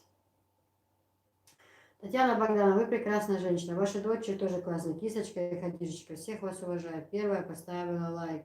Про лайки не забывай. Ростов с вами. Спасибо, земляки наши. Где... Там- Я сегодня читала, что опять Ростовская область накрывает сильные морозы, что ли. Уже что-то эта весна такая Да, не говори, как только я холодная, да. собралась строить хату, так все. Все против кисы идет, против стройки. Ну Где- ничего, она настырная, она все равно построит. Где София? София поехала поздравлять тетей, бабушек туда, в Грозный. С 8 марта поехали поздравлять. Вчера мы собирались поехать, но дело в том, что поздно приехал супруг с рейса. И еще он с рейса заехал к матери. Ну, в общем, Софишка, Анжела поехали. Но Висхан тоже, в принципе, поехал бы, но нам нужен в качестве кого? Да, Оператора, и операторы, главного и командующего. директоры. Да. Киса предприниматели. Татьяна Богдановна, спасибо вам за эфир. Киса, я вас очень уважаю. Спасибо за все. Доброй всем ночи. Спасибо. Спасибо и вам, спокойной ночи. Пусть вами будет доволен Аллах. Спасибо за добрые слова, Анночка, моя роднулечка. Кисунь, как ты все успеваешь? Всегда в движении. Ты хоть когда-нибудь отдыхаешь? Но редко. Редко. У меня уже супруг ночью ругает, чтобы я выключила телефон. Но у меня люди спрашивают, заказы идут. то что-то спросили, я могу посреди ночи пойти в шифонер или пакеты начать рыться, там что-то искать, вспоминать. Есть у меня это безрукавка или платье, он говорит, отдыхай, ты скоро с ума сойдешь. Пускай твоя голова, мозг, все отдыхает, выключай все. Но я все равно украдкой, где комментарии, где, что, где посылки собираем, где, ну, в общем, да, нужно отдыхать, но пока покой нам только снится. Мама молодец. Так, и скажи, пожалуйста, когда вы приехали в Чечню, вам, наверное, тяжело было, но я же и рассказывала, очень, очень, очень, очень. Во всех смыслах было тяжело. И вообще никого И из мне родных... было тяжело, и нам было тяжело, особенно как началась война, вообще никакой связи не было. Ни позвонить, ни почта, ни написать, ничего вообще, вообще, кроме, как вот это по телевизору смотрели, только новости. И вот это вот вся. И то неправду там показывали по телевизору. Смотрели только, как идут беженцы, вглядывались в эти лица, думали, может быть, кого-то увидим. Но слава Богу, что все это закончилось, что все живы, здоровы. Да, Вот сейчас не дай Аллах никому жизнь здесь такого. прекрасная. Так что дай Бог, чтобы этого не повторилось. Киса знала бы, что я тут сижу и лайки ставила. Да я смотрю, у вас таких много там сидят. Что Мы- лайк не поставили. Нам-то видно. Молчим, а мы-то видим, кто не ставит. Так. Я не могу. Саша, ты лайк поставил? Киса, ну да, Анна тоже есть подозрение, что киса на батарейках.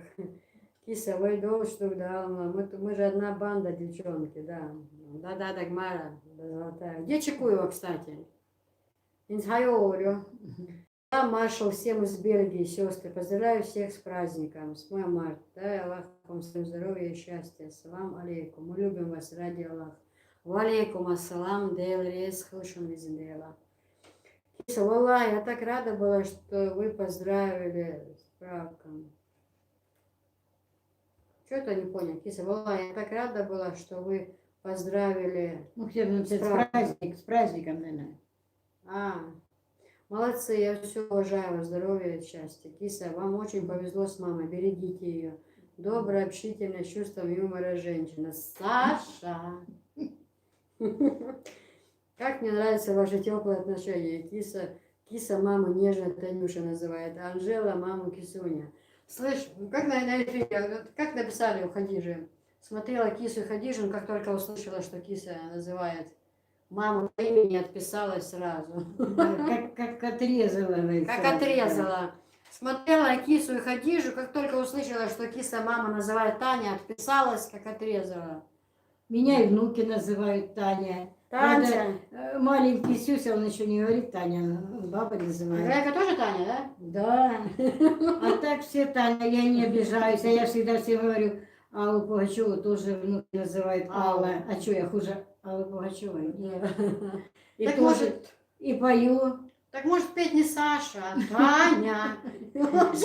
Так что я не обижаюсь. Мне даже приятно, что не, значит, я молодая бабушка. Ну, я люблю Танюша. Танюша для меня, ну как же.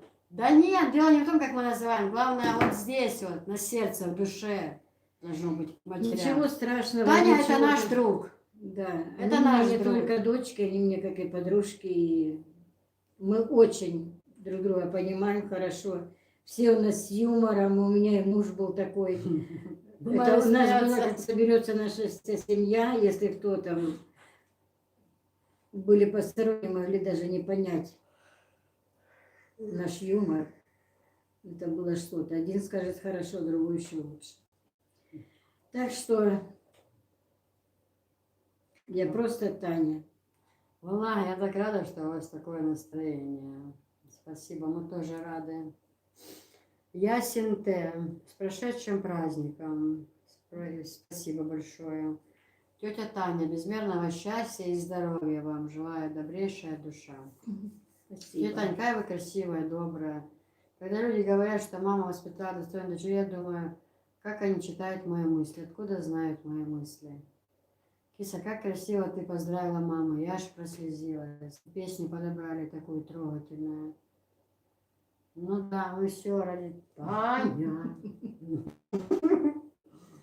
Если человек злой, то и другие окажутся злыми. Киса, ну все, меня прорвала песню Саша, пишет Лиана. Не слышала, но пою. А я тебе ссылку отправлю на эту В песню. оригинале послушай. Я тебе обещаю, ты будешь ее петь как минимум неделю. И вот сейчас, когда эфир закончится, я в более раскрытом виде буду петь Тане эту песню. Скоро Киса вас вообще познакомит с этим человеком. Это пока она держит в тайне.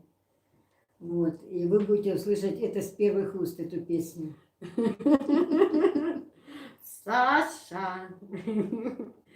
Киса права, подписчики, девочки, зажигалочки у тебя, Лиана, Салихова, Иша, их не видишь, энергетика такая от вас, мама, вот что значит на одной волне все. Да, я говорю, ну ты, ой, злая, ой, ты ответила, да не злая, все нормально, значит не то написали, базар надо контролировать свой, и все.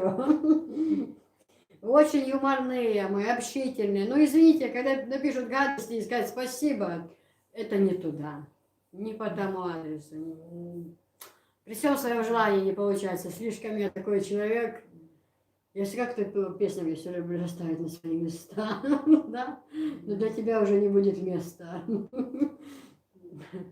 Ладно, девочки, с вами хорошо, но у нас поздно. Но это Малика, она живет где-то недалеко от Уренгоя. У них там север, это у них, да, уже. Киса права, это читала. Юсупа Аллах, салам маршал хилгун, Аллах рейс хилгун. Эльвира, спасибо. Бюстик, Шушендель, Рейс Хелл. Эльвира, добро пожаловать в нашу банду. Привет, кто из тех краев? Привет, кто-то из тех краев. Это твой одноклассник. Ник, Коля фамилия это писал, оказывается. Про тюльпаны. Я пишу, говорят, тюльпанов мало, наверное, кто-то из тех краев. Он пишет, привет, кто-то из тех краев, я твой одноклассник. Ой, Коля. сколько списывать давал ей. Мы-то знаем. Так подожди, это школя привозил, когда ты родила это. Да, Анжела. Анжелу и Висхана отец его привозил. Ну тоже с той семьи, да. Да, это наши бывшие соседи. Коля, мы смотрим твой канал, да, и мы желаем тебе успехов, процветания. Вот когда смотрю свой канал, конечно, вспоминаю тоже, как и хозяйство свое было, и молодец, давай, что получится. Киса тебя прорекламирует скоро. Девочки, да, кстати, смотрите, вот здесь в чате есть ник Фомин и Птичий двор Николина. Николина, да, извиняюсь. Зайдите, пожалуйста, подпишитесь на этот канал, если вам не трудно после эфира. Это мой одноклассник. Мы сидели за одной партой, Киса у него списывала. Да, я вам он так ближе. Он хорошо учился, этот мальчик. Он ближе. Ну, я же всегда занятая леди была, потому что мне некогда было учить уроки. Он там пишет, говорит, так, что там? Он так прикрывает рукой, говорит, так, ну все, что ты, давай. И вот когда ее поднимали, там, ну, вызывает учительница, что-то с места ответить, и она встает, не знает, она его толкала всегда, что давай, говори, что говорить. И раз она меня поднимает, я что-то не знаю, я ж встаю, и его. Он говорит, что? Я говорю, давай быстро тетрадку, подвигай тетрадь быстро. Да, было дело. Ну, писал, очень был некрасивый почерк и мелкий. Мне пришлось... Возможно, я тогда испортила зрение, благодаря тебе, Коля. Пыталась разглядеть твои буквы.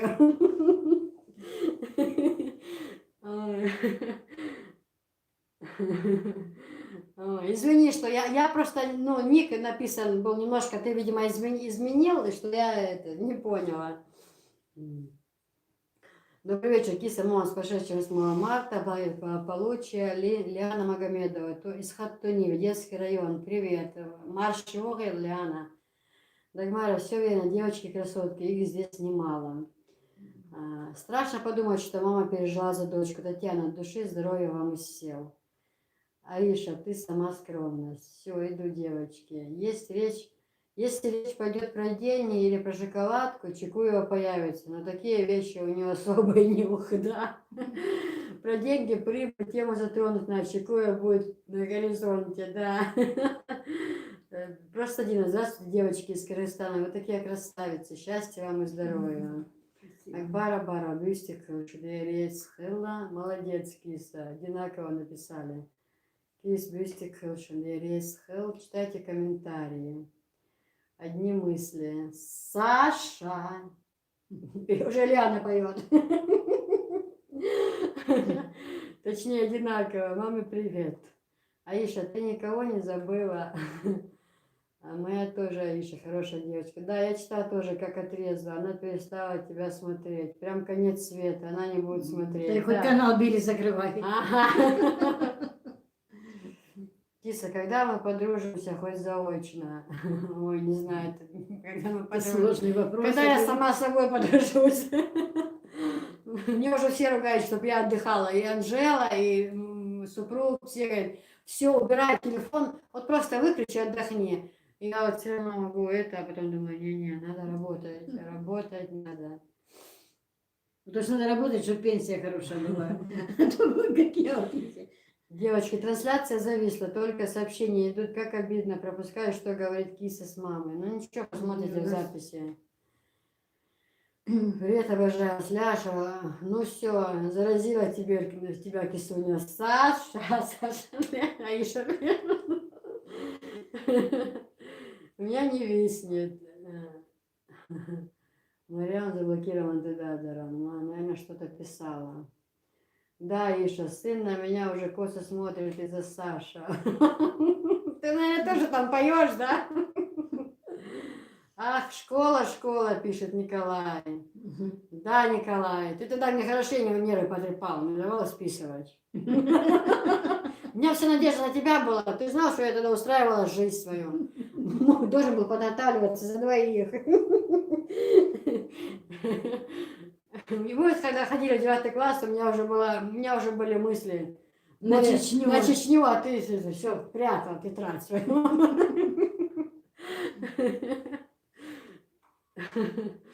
Да, дай здоровья. Киса, ты лучшая. Дубья, галши. Саламаш Дубай. Из Дубая. Валейкум ассалам. Я не заблокировала Мариама, киса. Акбар, да, Саламашах. Ну, если кто плохо себя вел, блокировать можно. Я не запрещаю. Вот. Что я еще хотела? Так, я сейчас пока включу чай, можно? Саша! Ты покажи, он конфеты, может быть, это кто там, Чекуева или кто? Саша! Ты помнишь наше лето?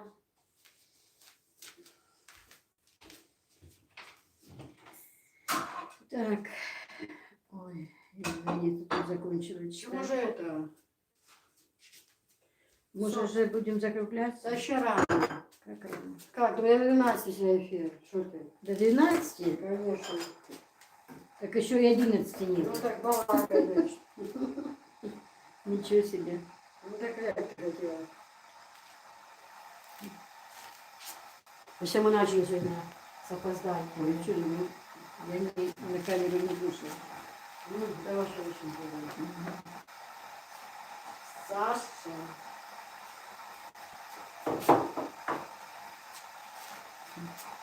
Что? Директор смотрит на время эфира. Да.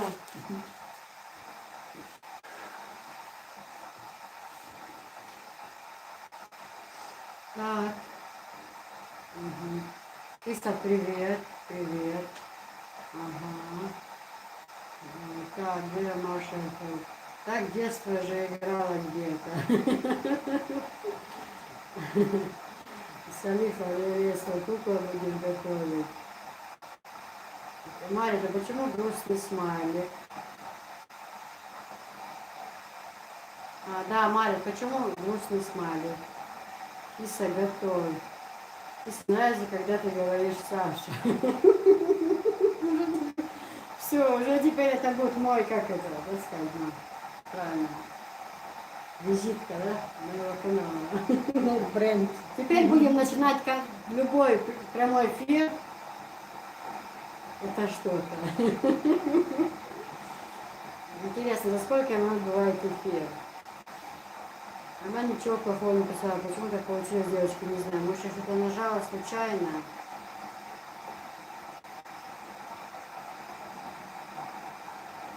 Ну да, возможно, нечаянно.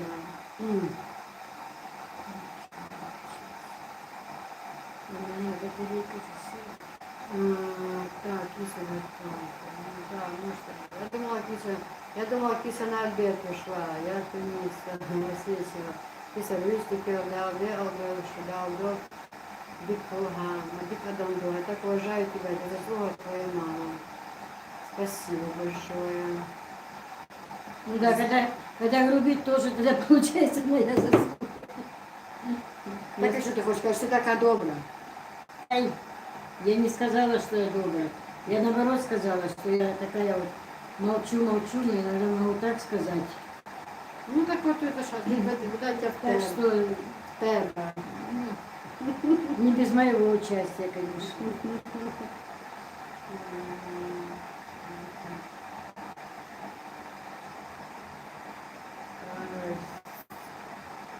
Чайку надо выпили, то прям уж прям пить захотелось.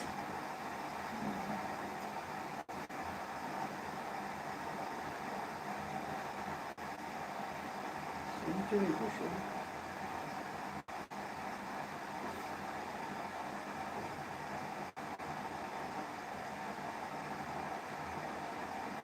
Да, на заставку песни. Девочки, трансляция зависла. Вот почему у нас вроде ничего идет, да? Идет же трансляция? Что идет? Поговорить лучше. А, Дали только нас не блокирует случайно. Да нет, она нечаянно, наверное. Дали, не переживай, она, наверное, смотрит эфир. Опять подпишется. Вести к лучшему Марселю. Привет всем, Киса и Тан. И Таня, наверное, не знаю. Дали, я тебя боюсь.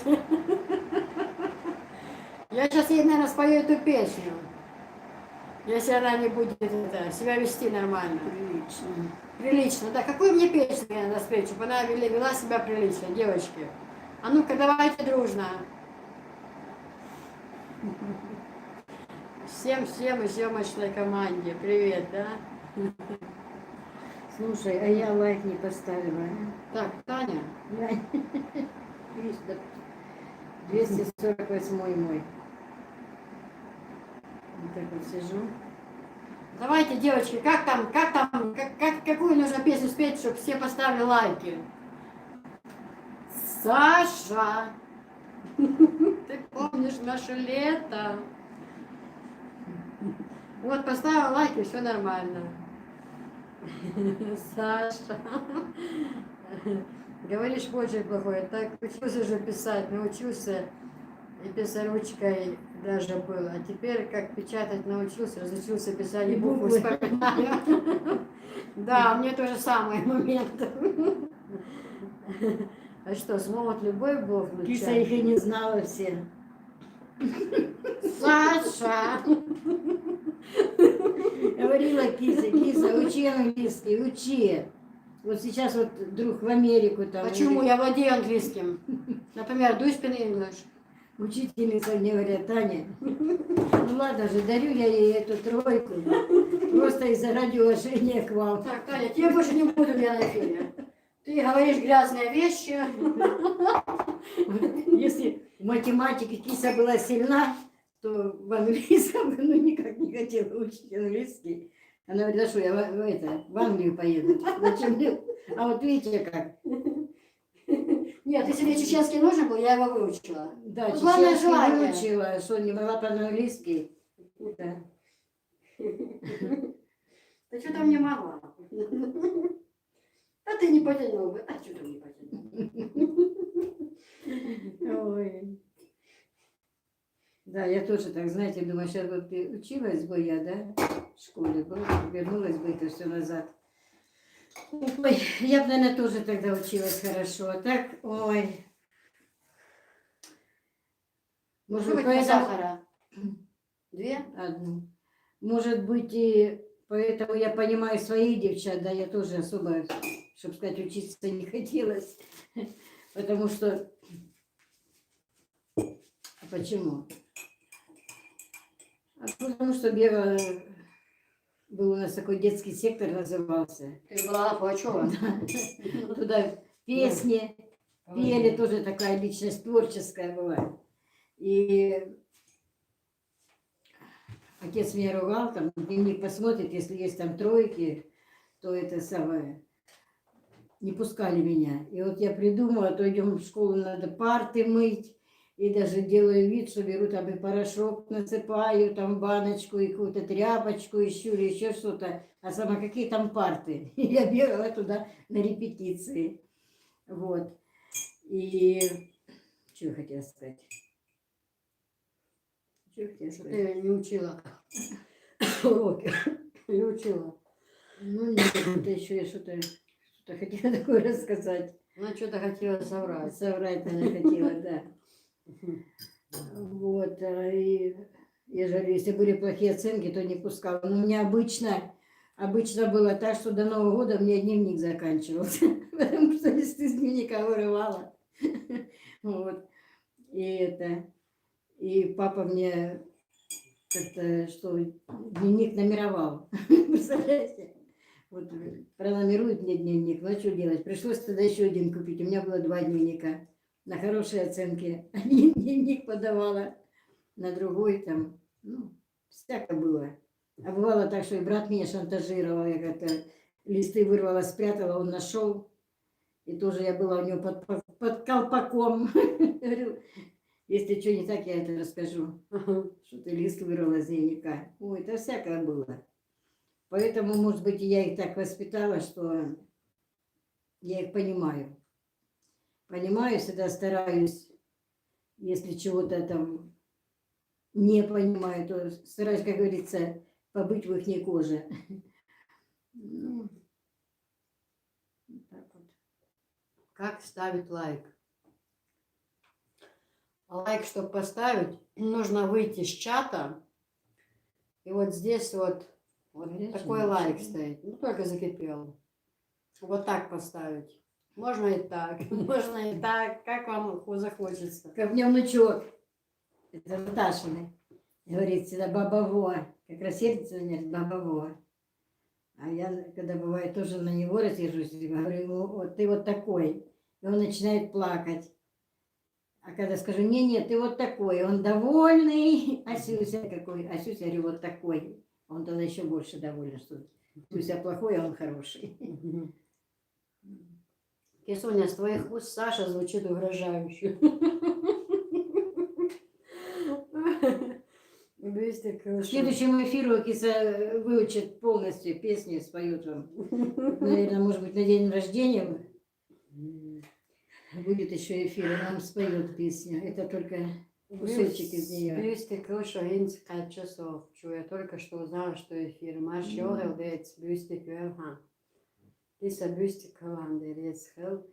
Коля пишет, вот видишь, в школе английский просто не так хорошо преподавал. Я его тоже не знала.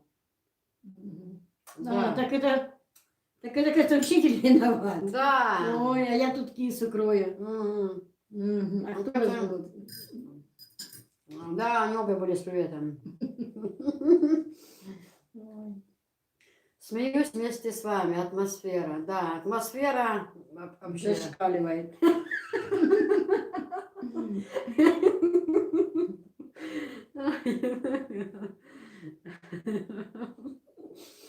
Да, Махасюта, настроение киса, вам только ходюка не хватает для полного счастья. У нее еще та волна бывает, про шутки и смех.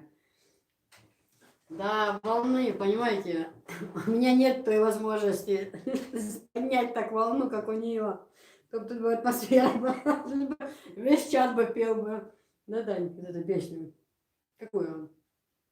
А кто поет эту песню вообще? Саша. Кто-то ж поет ее вообще по жизни? Чья-то песня что-то есть? Ну, это вопрос не ко мне. К автору, да? С автором. Я не знаю, девочки, как это получилось. Телефон поставил на зарядку и ничего не трогала. Сегодня нет хулиганов, так что блокировать некого, все свои. Да далее ничего страшного, все нормально. Тетя Таня, а вы знали, что легендарный народный артист Советского Союза Иосиф Давыдович Кобзон, который родился в Донецке, он впервые стал народным артистом именно в Чечено-Ингушской ССР в 1968 году. Да, вернее, я знала, что он с Донецка. Даже он, по-моему, точнее... Ой, откуда? Как город, который перед Донецком? Не Макеевка, а какой еще? Краматорск. Ну, в общем, по-моему, он не с самого Донецка. Но я знаю, да, я знала, что он из Донецкой области.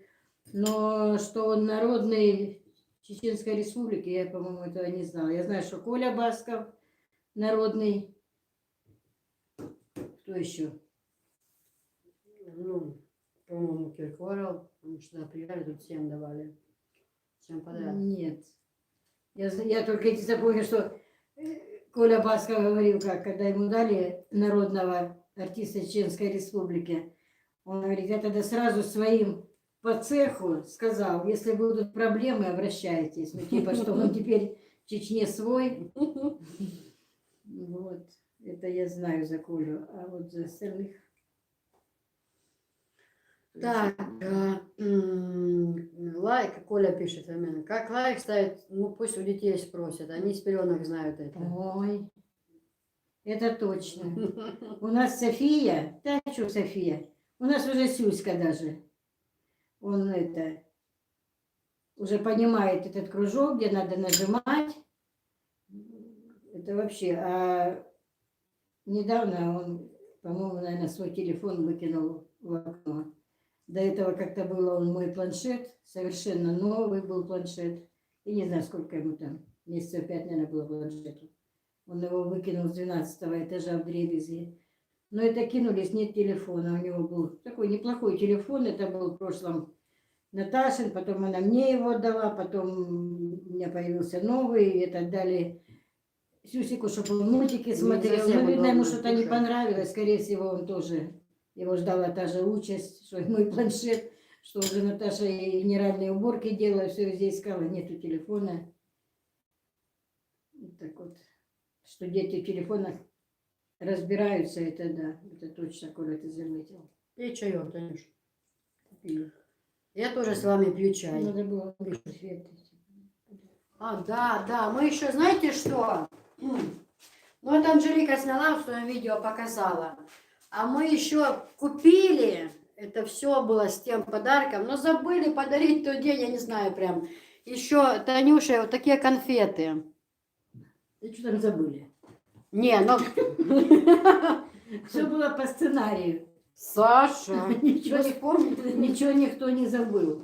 Да, а это потом вспомнили. Ну, Анжела сняла сегодня. Человек, все ты знала. Ну, Анжела сняла сегодня, показала это, и она там завтра. Я думаю, они так открываются. Ну, конфетки.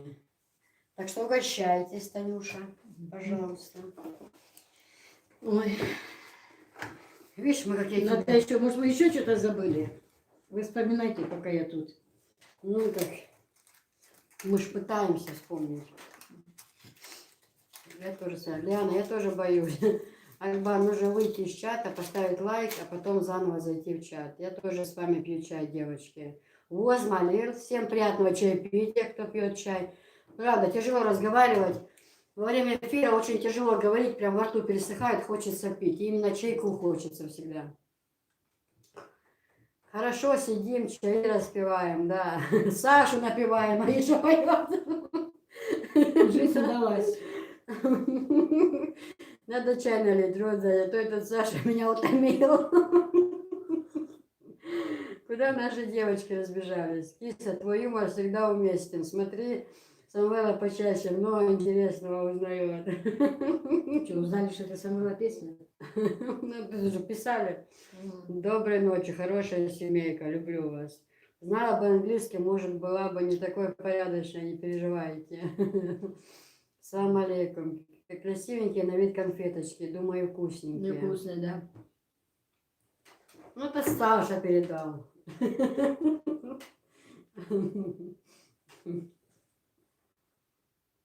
Забыли, мы все купили там, ну и картину, светильник, конфеты. Ну, я думаю, просто, знаете, это еще пока секрет такой, но потом вы узнаете. Мамуля пока собирает денежки, но я думаю, я лучше деньгами, да, чем что-то дарить, хотя могла большой букет, там, то ли цветов, там, например, то ли что-то другое, там, то ли какую-то куртку хорошую, что-то там одеть, обуть, но... Уже лето скоро, какая куртка. Да, да, но я так смотрела, думала, такие вот эти черные, дорогие кофты с пуговицами, теплые, что думала, такой, как ангоровые, прям хорошие. Не такие, что я продаю, а вообще Ну, на дорогие. следующий год я еще умирать не собираюсь. Так что еще Так, все впереди. Саша! Все еще впереди. Не все подарки сразу. Хочется еще пожить. Да живите, Хочется, чтоб- Танюша. Живите, дорогая. Дожить до того времени, когда вот эти мои маленькие внуки, когда они вырастут, чтобы посмотреть, кем они в жизни станут. Так вам пишет, почаще говори Саша, настроение поднимаешь. Да, теперь это завтра. Это не теперь фишка, как у Хадижи подмигивание, в этой будет Саша.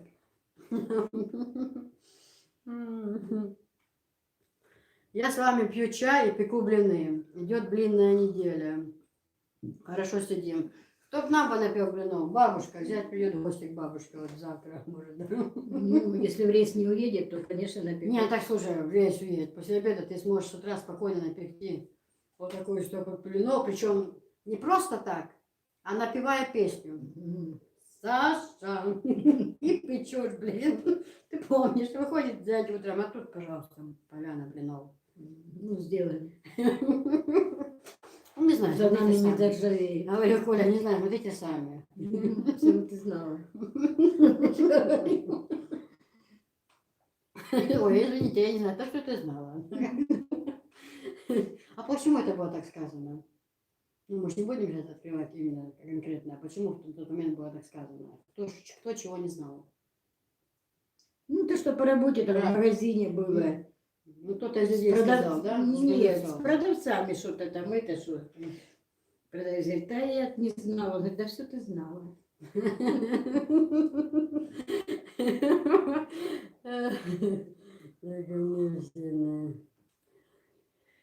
Киса, ты прелесть, пишет Дагман. Ой, Дагман, спасибо. Давайте ко мне все на терраску. Давай, как это, Седа, я бы с удовольствием, вот, ты бы накрывала на стол там, ну, кое-что чая, а я бы пела бы, неплохо пою, хороший голос, звук, данные. Стройку будете начинать летом или как только потеплеет. Мне кажется, что вам не стоит отказываться от дополнительного второго этажа. Поверьте мне, эти комнаты пригодятся. Ну, возможно, может быть, вы и правы, но мы Для делаем... второй жены. Вторая жена будет жить в этом доме. А, в старом? Конечно. Так а что, может быть, молодая будет? это? Знаешь что, Таня? И будет Молодая старая была дома и жить. есть я. Все остальные старые. Ты вообще сейчас получишь физическое замечание.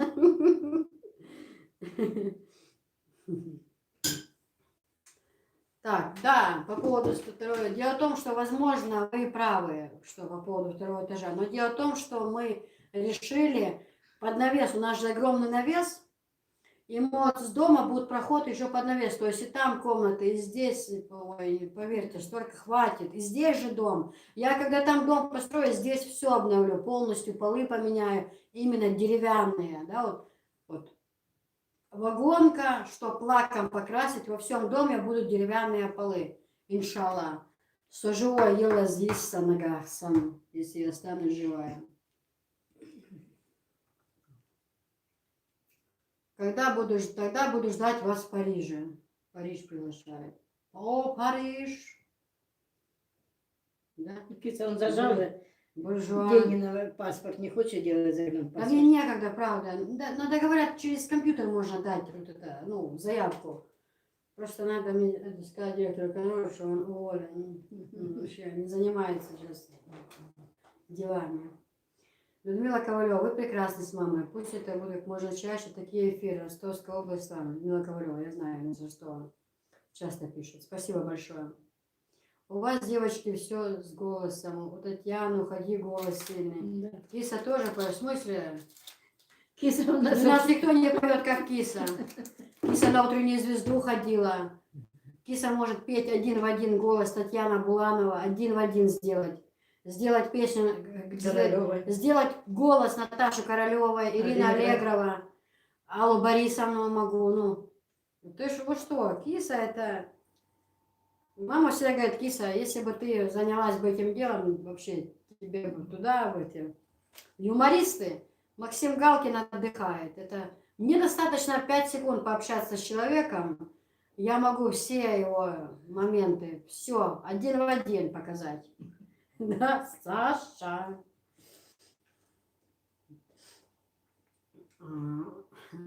Киса, мама Таня Гинцем, Хацеёна, что вторая жена была. Говорит, Дагман, что ты начинаешь уже баловаться, про вторую жену разговоры не те начинаешь вести, что уже начинаешь Нет, я просто вести бред, типа, ну, мягко говоря. я хочу, чтобы это не было, как говорится, сюрпризом. Чтобы были готовы ко всему. Да, погоню я их отсюда всех.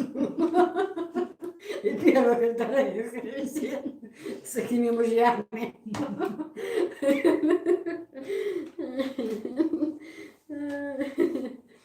Киса, прости, не недооценила, но первый раз прощаю. А меня мама в церковь отправляет работать.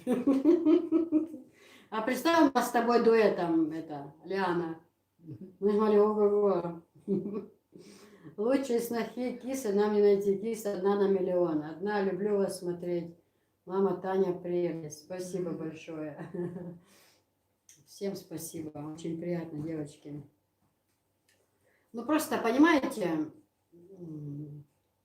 вот без, кроме шуток, вот если убрать шутки в сторону, конечно же, просто у нас закон такой, у нас, ну, я замужняя женщина, у меня взрослые дети, там устраивать, распевать тут песни, какие-то смешные анекдоты, кого-то копировать, там, станцевать, это все на высшем уровне, но статус не позволяет. Этого я делать не буду, конечно, мне и запрещено, и сама уже имею взрослых детей, но не, по нашим обычаям это некрасиво. Вот. А талант зашкаливает, а талант надо куда-то его... В землю не В зароешь. землю не зароешь, да, как из песни музыку не убрать или слова не вычеркнуть, да, вот. Точно так же, да. Украина має таланты. Так в душе у нас с вами. Привет из Зимовников, Галина Колесникова. Привет, Галина, приветствуем Зимовники, любим, скучаем вообще. 12 лет мы прожили в Зимовниках. Да. Окажется, как вчера. Николай Фомин пишет, про второй этаж у каждого свое мнение. А я вот построила второй этаж, и мне не нравится. Когда строила, думала, другого варианта нет, так как участок маленький. Теперь бы не стал строить второй этаж. Вот и я не хочу, Коля. Это, во-первых, очень много денег. Ну ладно, даже на вот эту лестницу огромную, представь, лестницу заливать, там вот это вот эти ставить арматуру и бетона, там очень много денег. Я так почитала, это очень мне невыгодно. Я лучше за этот растраты второй этаж. У меня уже есть план, что как будет. Это все. Второй этаж мне не нужен. Хватит мне этого. Дом будет продолжить туда под навес. Иншаллах, тоже пробьем стенку. Это будет продолжение. В общем, комнат хватит всем. Я считаю, это лишнее. И как многие говорят, кто построил второй этаж, там в основном не живут, подниматься туда неохота, и стоит он пылью. Ну вот мы были, когда в сентябре с Хадижей ездили в это, ну в Украину, туда, к своим, на Донбасс. И вот были у двоюродной сестры, у них тоже дом двухэтажный. И там как вот у нее, да, на первом этаже здоровый такой холл сделанный, там у нее и телевизор, и камин, и кожаный диван, и кухня шикарная, и вот эта ванна, джакузи, туалет, все это на первом этаже. На второй этаж поднимаешься, там у них тоже здоровый зал, и по обе стороны зала тоже большие 2 спальни. Вот. Но я там, когда была, тоже так, знаете, ну, как сказать, даже в туалет сходить, надо это ночью по этой лестнице спускаться вниз. Потом по этой лестнице, еще лестница такая крутая, очень как-то, ну, может, пока молодой, оно еще как-то... Извиняюсь, что перебиваю. Люди, кто делают в Чечне, они делают санузел на первом и втором этаже. Это просто... Ну, это еще у них давно, это постройки еще тех советских времен уже. Тогда редко, наверное, может быть, у кого были такие дома, но они жили, как сказать, ну, как сказать, когда хорошо живут. Я папа красиво работала. Вот, могли себе позволить, построили, да, это двухэтажный дом. И вот, я же говорю, пока молодой еще, но как бы никуда не шло. Но когда уже с возрастом, да, конечно, тяжело подниматься и спускаться по этой лестнице. Так что, это, конечно, дело каждого. Я не хочу второй этаж. Это...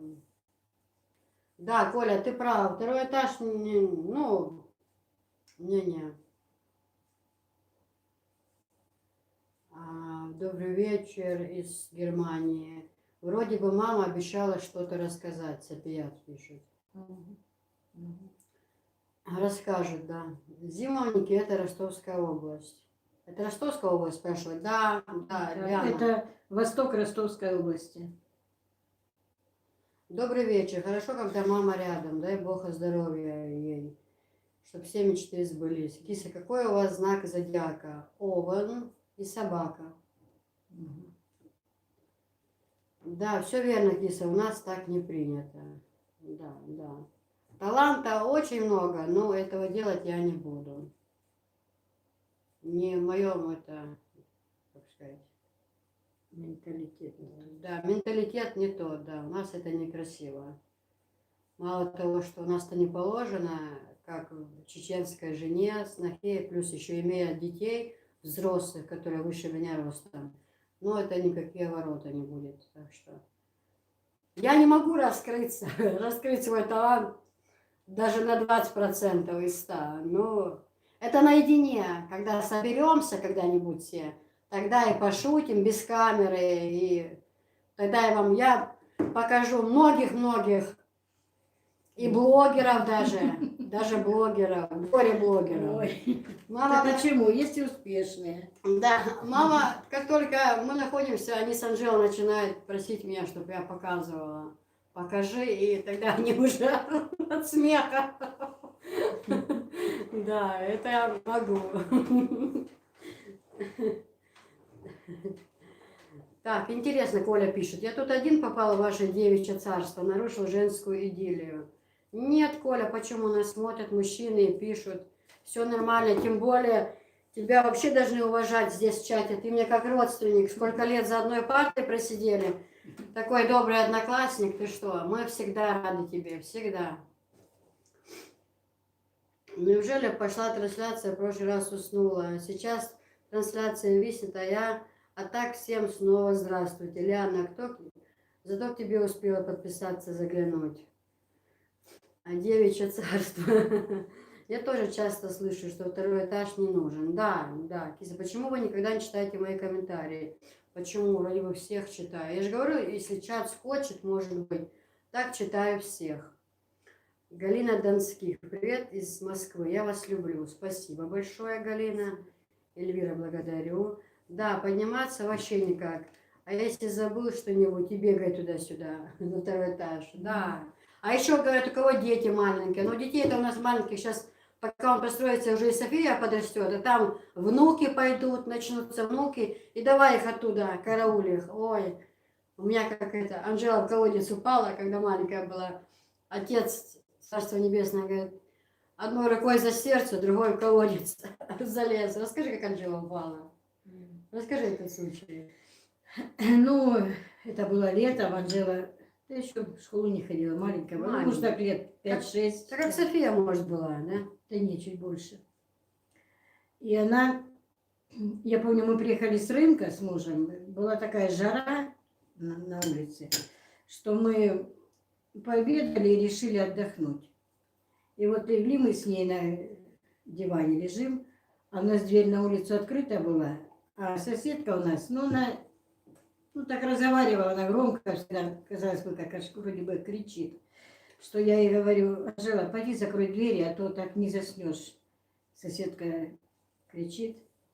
Ну и она вышла, а я, видно, сразу заснула. Что я как сквозь сон слышу, что эта соседка кричит на всю Таня. И я подумала, что-то случилось. Я думала, может быть, там что-то из этих, из хозяйства, может быть, что-то там поломались, вылезло, может, в огород там кто-то заскочил, или там у нас у соседей козы были. Вот это я подумала. И я выскакиваю, она говорит: Анжела в колодец упала. А у нас был такой дом на 2 хозяина, ну как коттедж называется, да?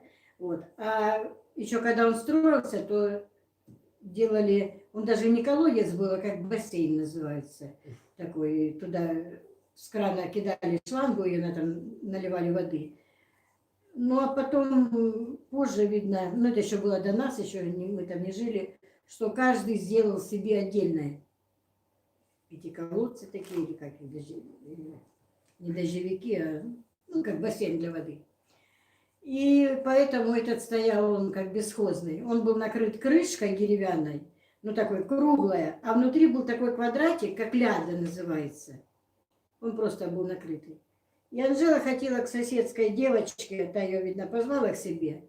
И ей, чтобы вокруг не бежать, и она решила через этот колодец, там так был забор шел по меже, и этот колодец стоял.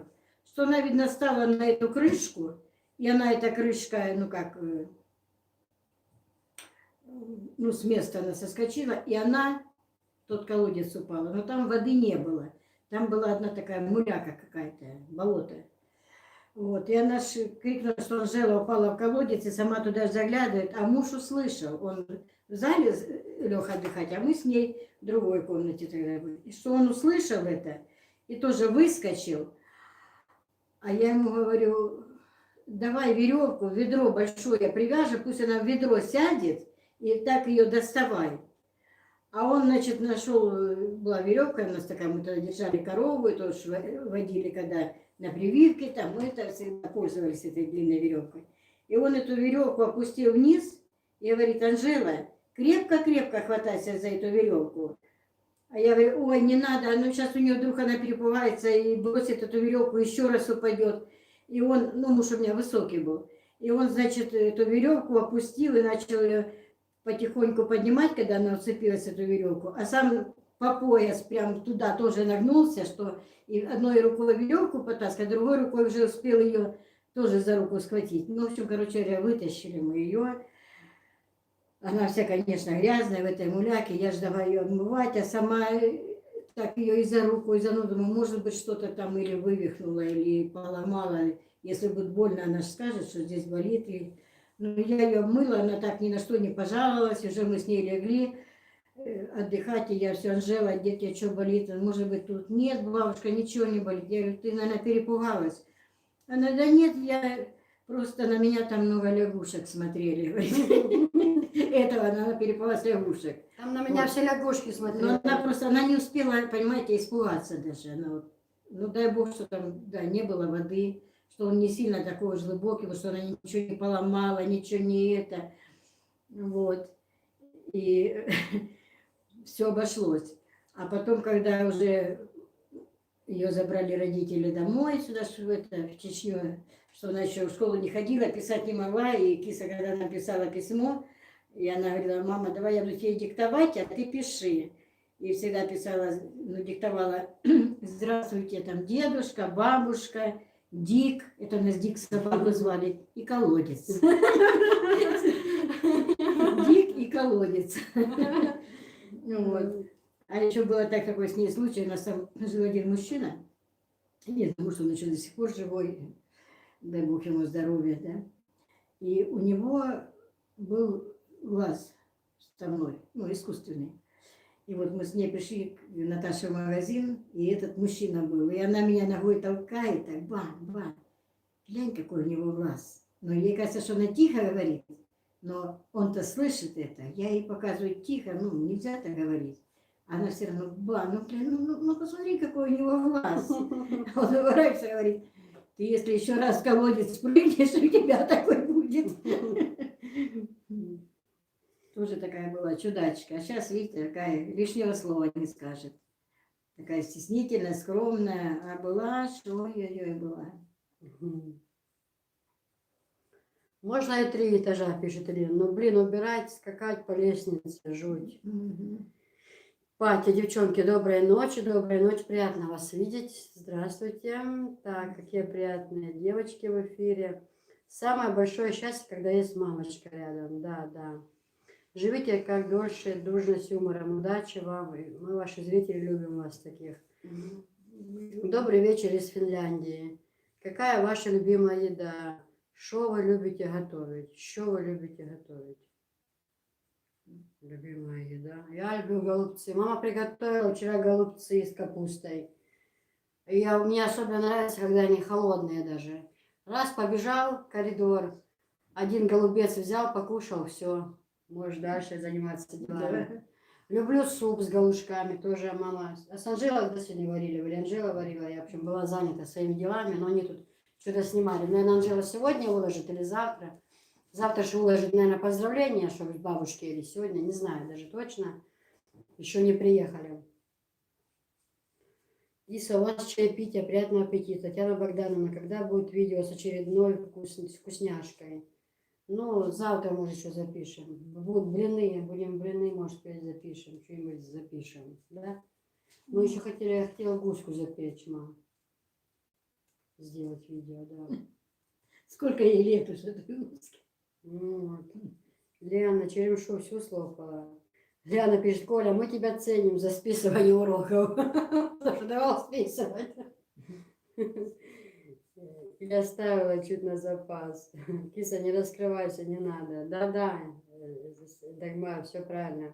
Софишки не хватает. Ну да, это она там по гостям сегодня приедет сейчас с эмоциями, будет все рассказывать, что бабушка говорила, что она бабушке говорила. Она у бабушки любимая внучка. У бабушки сколько? 22 внука, София 22-я.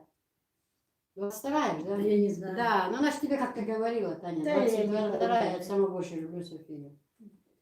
Ну, то, что она самая маленькая еще, росла на глазах здесь, в общем. Я знаю, что у меня 5, а у остальных не знаю сколько. Лягушки смотрели, пишет Ляна и смеется. Коля пишет, Ляна за списывание уроков. Но ты, Николай, шалил там, не давал мне списывать. Нет, я шучу. Он не то, что всегда, но вообще он меня спасал. Когда меня поднимали, и я не знала, реально было, что говорить, он подсовывал тетрадь все равно. Вот так, чтобы я читала. Попробуй, бы он тогда не подсунул.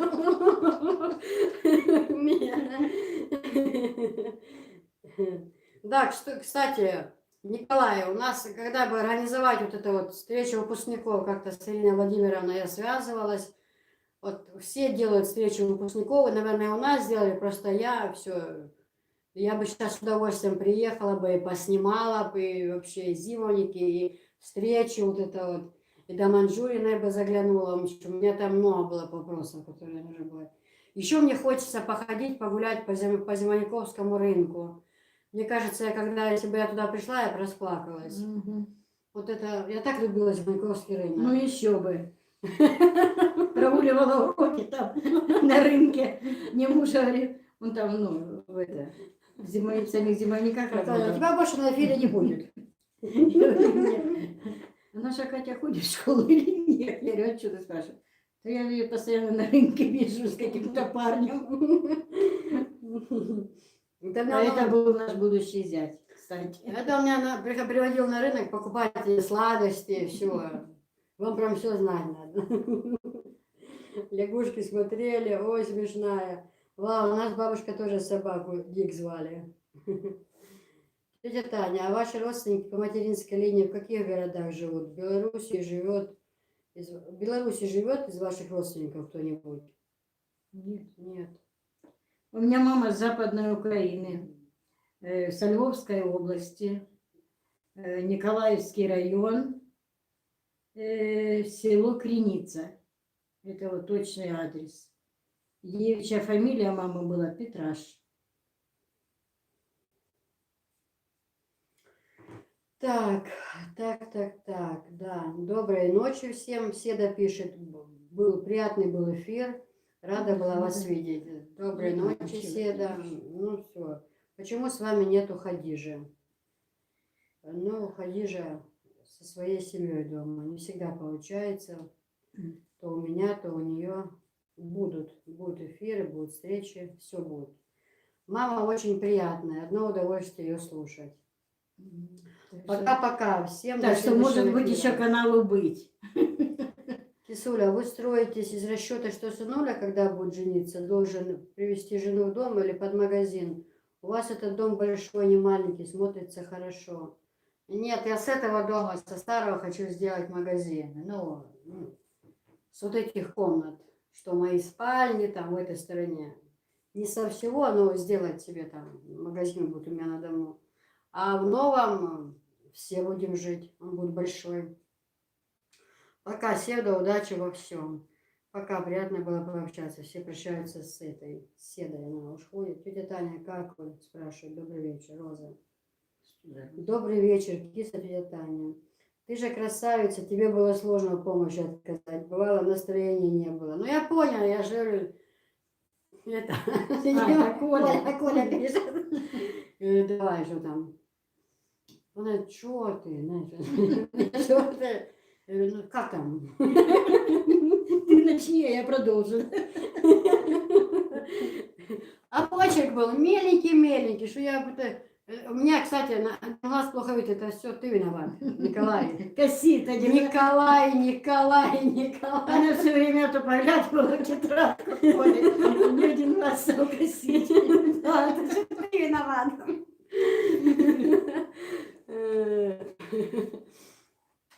У меня еще была подружка, две, Наташа Петрова и Оксана Ланчева. Они сзади нас сидели.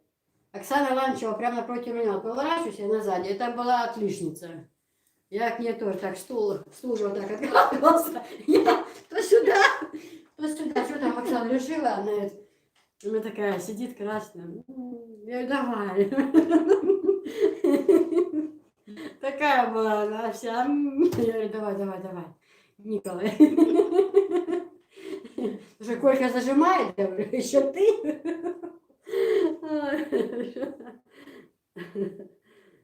Да.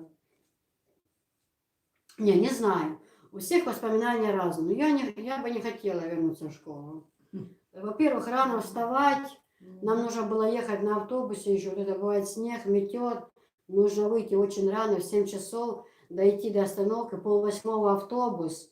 На улице еще темно. Бывает, автобус долго не едет, стоишь, там метет, ни затишков, ничего нет, но остановка, где мы ждали, да, вот, скажем так, автобус. Приезжаешь, это мы приезжали, ну, сколько километров было до Зимникова с Шахтера? Коля, сколько километров, точно скажешь? Приезжаю, ой, а какая радость была, когда говорили, что автобус поломался. А когда некоторые начинали искать другие выходы, говорить, может, Чуб приедет. Я говорю, зачем? Колхозная будка такая была. Водителя фамилия была Чуб. Не уходите, сейчас может Чуб таистка такая. Я говорю, давайте по домам. Там я тоже руководила, говорю, по домам. Они начинали, да, подождем, может, сейчас попросим, может, это. А там машина такая будка, знаете, мало мест было, кто мог сидеть. Техпомощь, знаете. Остальные стояли. И вот если где какой поворот, все стоят, как стадо баранов. И все в одну сторону, поворачивают в другую сторону. Ну, представьте, доехать, приезжаешь, как ты знаешь, мусор вываливает, около рынка вываливает все. Значит, бег с нами Как это заковская вот эта вот будка, заключенных, которые возят. Ой, то приходим, стоим, смотрю, 7:30, нет, думаю, ой, ну еще это. Домой! Поломался автобус. Все, кто начинает идти, Круглые отличники стоят как копанные. Ждут. И Коля стоял. Чуба. Нет, Коля хотел домой тоже. А самое больше, что меня вообще убивало и бесило, это если попутные машины ехали в Зиманники, то такие люди, как отличники, садились и с ними ехали. И тогда выходило что те приехали, а мы нет, что мы прогуляли. Я их вообще за это готова была расстрелять там на месте. В общем, не, я школу не любила, не хочу.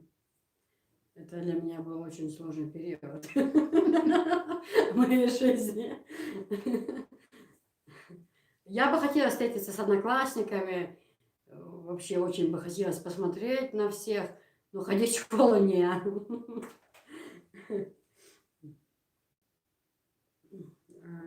Жду видео. Очень интересно, как проходит, какое преданное собирает и так далее. Жду видео про свадебные традиции. Да, завтра, возможно, выйдет это видео. Доброй ночи, очень приятно вас видеть. Светлана Мержанская. Добрый вечер. Быть, открывайте канал, мы с вами. Татьяна, обязательно открывайте, ждем с нетерпением. Здравствуйте, сколько у вас времени? У нас в Германии 9:30 вечера. Крепкого здоровья. У нас сколько? 23:35, да? По поводу встречи с ВК списывались. Карантин помешал, но там видно будет. Встреча одноклассников, да? Угу. Карантин помешал, но там видно будет, да. Если что, про меня не забывайте, Николай. Вспоминаем все. Там-то я и спою. Саша. 7 километров, Коля пишет. Ну, я же видит это. Да, Чуб, глава области тоже Чуб был. Да, я помню, этого помню. Марина, 23:35. Пишет Саша. Так, Киса, у вас в селе 6 соток земельного участка примерно. За сколько можно купить? Ой, правда, я в этих делах ноль. Даже не знаю, честное слово. Не знаю. Лена же говорит, Саша, у нас 5:30 утра. Все, я спать пошла. Все, я спать пошла. У нас 6 утра. В смысле спать пошла? Уже вставать пора. У нас 5:30 утра, все, я спать пошла. Удачи всем. Тетя Танечка, целую вас. Всего самого наилучшего. Спасибо. Ой, я не могу. Розочка. Ляна тоже собирается в Чечню приехать весной. На стройку дома? Да, ну каждый должен помочь. Кто хоть словом, кто кирпичом. Кто хоть по плечу похлопать? Да не, по плечу хлопать не надо. И вот представьте, вы приехали помогать мне, мы строим дом, да? Раз рабочие покушали, вышли там, дали как там, мы тут накрыли стол, девочки, все, и вот все дружно, Саша, представь, как будет весело. Винчик, правда, сил нет. Ляна, без меня никуда. Как поедешь, я тоже. Да. Все, спать, удачи всем, целую вас. Нашелся Сюшкин телефон. Фу, ты меня испугала, думаю, что случилось. А я сейчас каждый день хожу в школу. Теперь на работу, стала учителем. Ну это вообще. А я бы не хотела быть ни учителем, ни учительницей.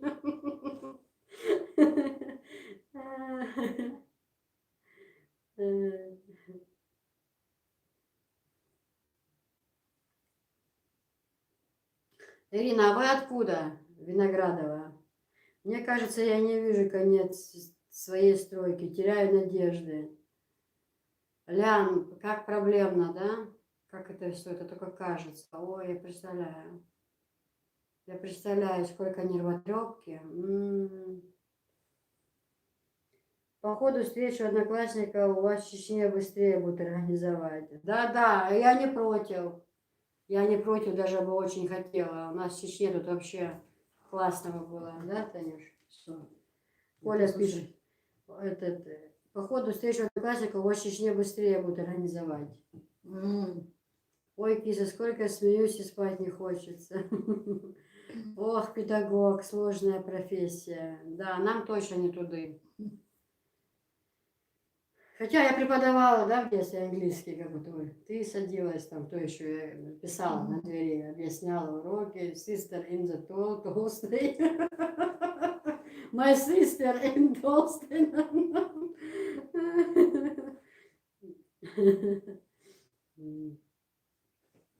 Да, да, девочки. Что-то наши эти поехавшие задержались. Видно, Наверно, хорошо встречают. Наверное, хорошо встречает. Сейчас София приедет с массой слов, всего будет рассказывать. А может, заснет по дороге. Сейчас взяла с собой сосочку. Она обычно засыпает по дороге. Вчера как смотрела, смотрю на нее или нет. Расскажи. Она у нас по вечерам все равно просит, но так целый день нет. Чтобы заснуть, ей буквально вот так вот. Одна, у нее две соски на цепочке. Она одну урод, а другой так терет. Ей запах нравится, нюхать соску. И вот она, чтобы заснуть буквально. И вчера я легла с одной стороны, мама с другой стороны. И она ж хочет уже, а стесняется уже. Я же говорю, как это так? 5 лет. Все придут поздравлять Софию летом, у нее будет день рождения. А люди скажут, а что, она соску сосет? И она тогда, а я не буду людям показывать. Я говорю, ну они же увидят все равно, как это. И вот она все равно стала уже понимать и стесняться. И вот вчера лежит, и ей хочется уже начать тереть.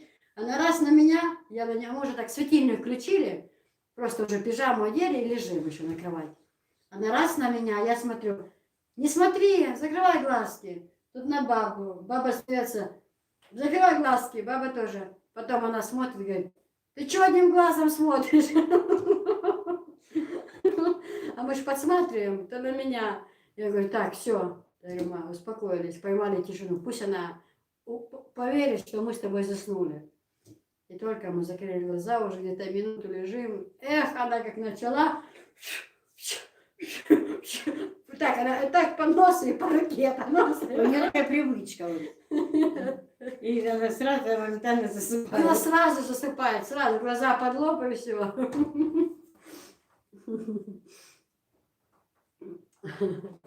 Ой, я с вами так насмеялась. Вы такая молодец, киса, особенно когда про школу рассказывали, когда у Коли списывали. Себя вспомню, тоже иногда списывал, только не у Коли, а у Димы. И у меня в мозгу только Саша. Как теперь забыть? Лиана пишет. Везде сущий. Я из Тверской области. В 4 мне уже вставать. А почему так рано? Ирина, почему так рано вставать в 4? Мало, Тверская область, но у вас не может... Тверская разница не может быть во времени? Или может быть? Что в 4 утра уже вставать? Почему так рано? Ну, может быть, человек на ферме работает. Учитель в школе. Я прослушала. Я тут свое. Тут Наташа написала, что нашелся телефон. Мы думали, что Сюська выкинул телефон в окно, оказывается, нашелся. И я читаю ее комментарии, поэтому прослушала. Ну, не знаю, почему человек рано. Значит, есть на это причина. Софийка такая прикольная девочка, обожаю ее. Принцесса бесподобная. Да, это она там бабушка поехала, объяснила все, рассказала и все. Она, ой, вообще. Киса, какие вы веселые с мамой. У тебя такой заразительный смех, а юмор вообще зашкаливает. Как легко и интересно с вами общаться. Где наша звезда София? Софика поехала в Грозный бабушку и тетю по отца линии поздравлять поехала в Грозный. Анжела, София и их батя. Поехали. Вот. Передала подарки. Я уже, знаете, Анжела говорит, мам, поехали с нами. И у меня была мысль, мелькнула. Но, во-первых, у меня гостья, Танюша, мне не хотелось ее оставить. Ну, в принципе, мы съездили, ничего. Думаю, ну уже один раз эфир отложила, второй, ну это как-то несерьезно, думаю. Ну, думаю, все равно позвонила, поздравила, подарочки передала, думаю, ну, они меня, наверное, простят. Вот, такие вот дела. Ассаламу алейкум, мои хорошие, рада видеть вас. Ольга Пристоленко. Алейкум ассалам, добрый вечер. Софишка прикольная девчушка, такая куколка, здоровья ей. она смотрит вот эти вот мультики разные. И вот это про Анну, или не про Анну, где девочку показывают, что она прям, ну, не мультик, а вот как я. Бесхан. Ве. Кого София смотрит, кто так, любимая ее, ну, с Ютуба? А? Настя, да. И там девочка, значит, она вот тоже блогер в Ютубе маленькая, ну, чуть старше Софии, ну, не чуть, ей уже, наверное, лет 6-7. У нее там миллионные просмотры, она ее обожает, Настю. И там, значит, утром, вот мультик она мне показывает уже сколько дней эту серию, что у Насти день рождения было, Настя спит, и папа зашел с подарками, шарики гелевые, подарки, и мама, и подружки, и гости, все идут с подарками, и она, и торт красивый, и все, и она говорит, мама, я хочу, как у Насти, такой день рождения, чтобы у меня было. Я говорю, сделаем. На 5 лет сделаем день рождения, и поздравлять тебя все будем так. Ну, я думаю, организовать так, чтобы она проснулась, чтобы шарики и подарки приготовить. Вот ей хочется прям все, как у Насти. Настя, Настя, как она поет. Не пора там нам насилила. Надо корову, надо доить корову и так далее. Ой, Ирина. Правильно. Учительница, что не может быть коровы? Нет, не то, Что я говорю, может быть, человек... Нет, представь, это в 4 ночи утра встать. Я еще не в это время редко когда ложусь. В 4 утра встать, подоить корову, пока там завтрак. Целый день на ногах. Это какой тяжелый труд, а? Как тяжело. Дай вам Бог здоровья всем. Этот труд, да, очень. Целый день вот это на ногах. А дети, что же они все? Ой, я вам сочувствую. Очень, очень. Корову в 4 утра доят, спрашивает Лиана. Ну, смотря кто. У кисы была корова. Она ей в 8 доила, пока корова не повесилась. Ты что, 8? 8 это сущая рань была. Я бы в 10. О чем ты? Тогда если там Дозда давал, не спал, какие 8? Мы 8 еще не спали с ним всю ночь до утра.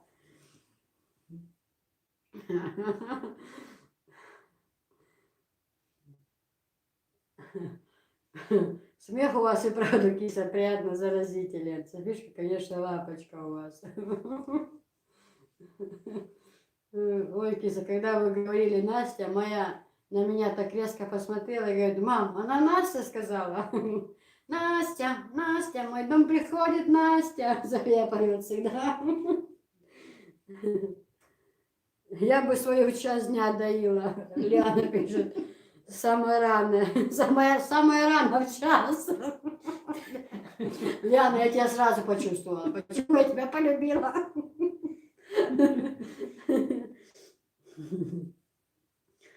Привет из Австрии.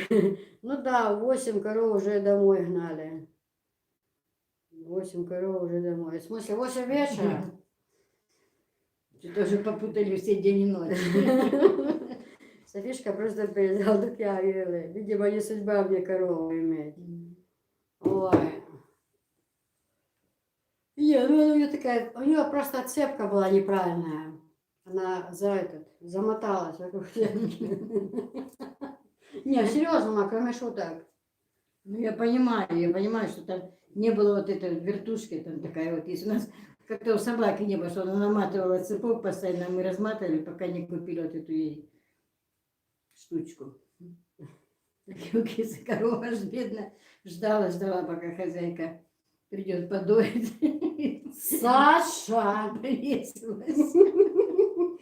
Так, Совершила Танюша. суицид. Боже, ты не будешь у меня на эфире. Ты говоришь грязные вещи. Ну, пусть лучше, как говорится, горькая правда, чем все это ложь. Нет, ну да. Не, вот на самом деле не было этой штучки.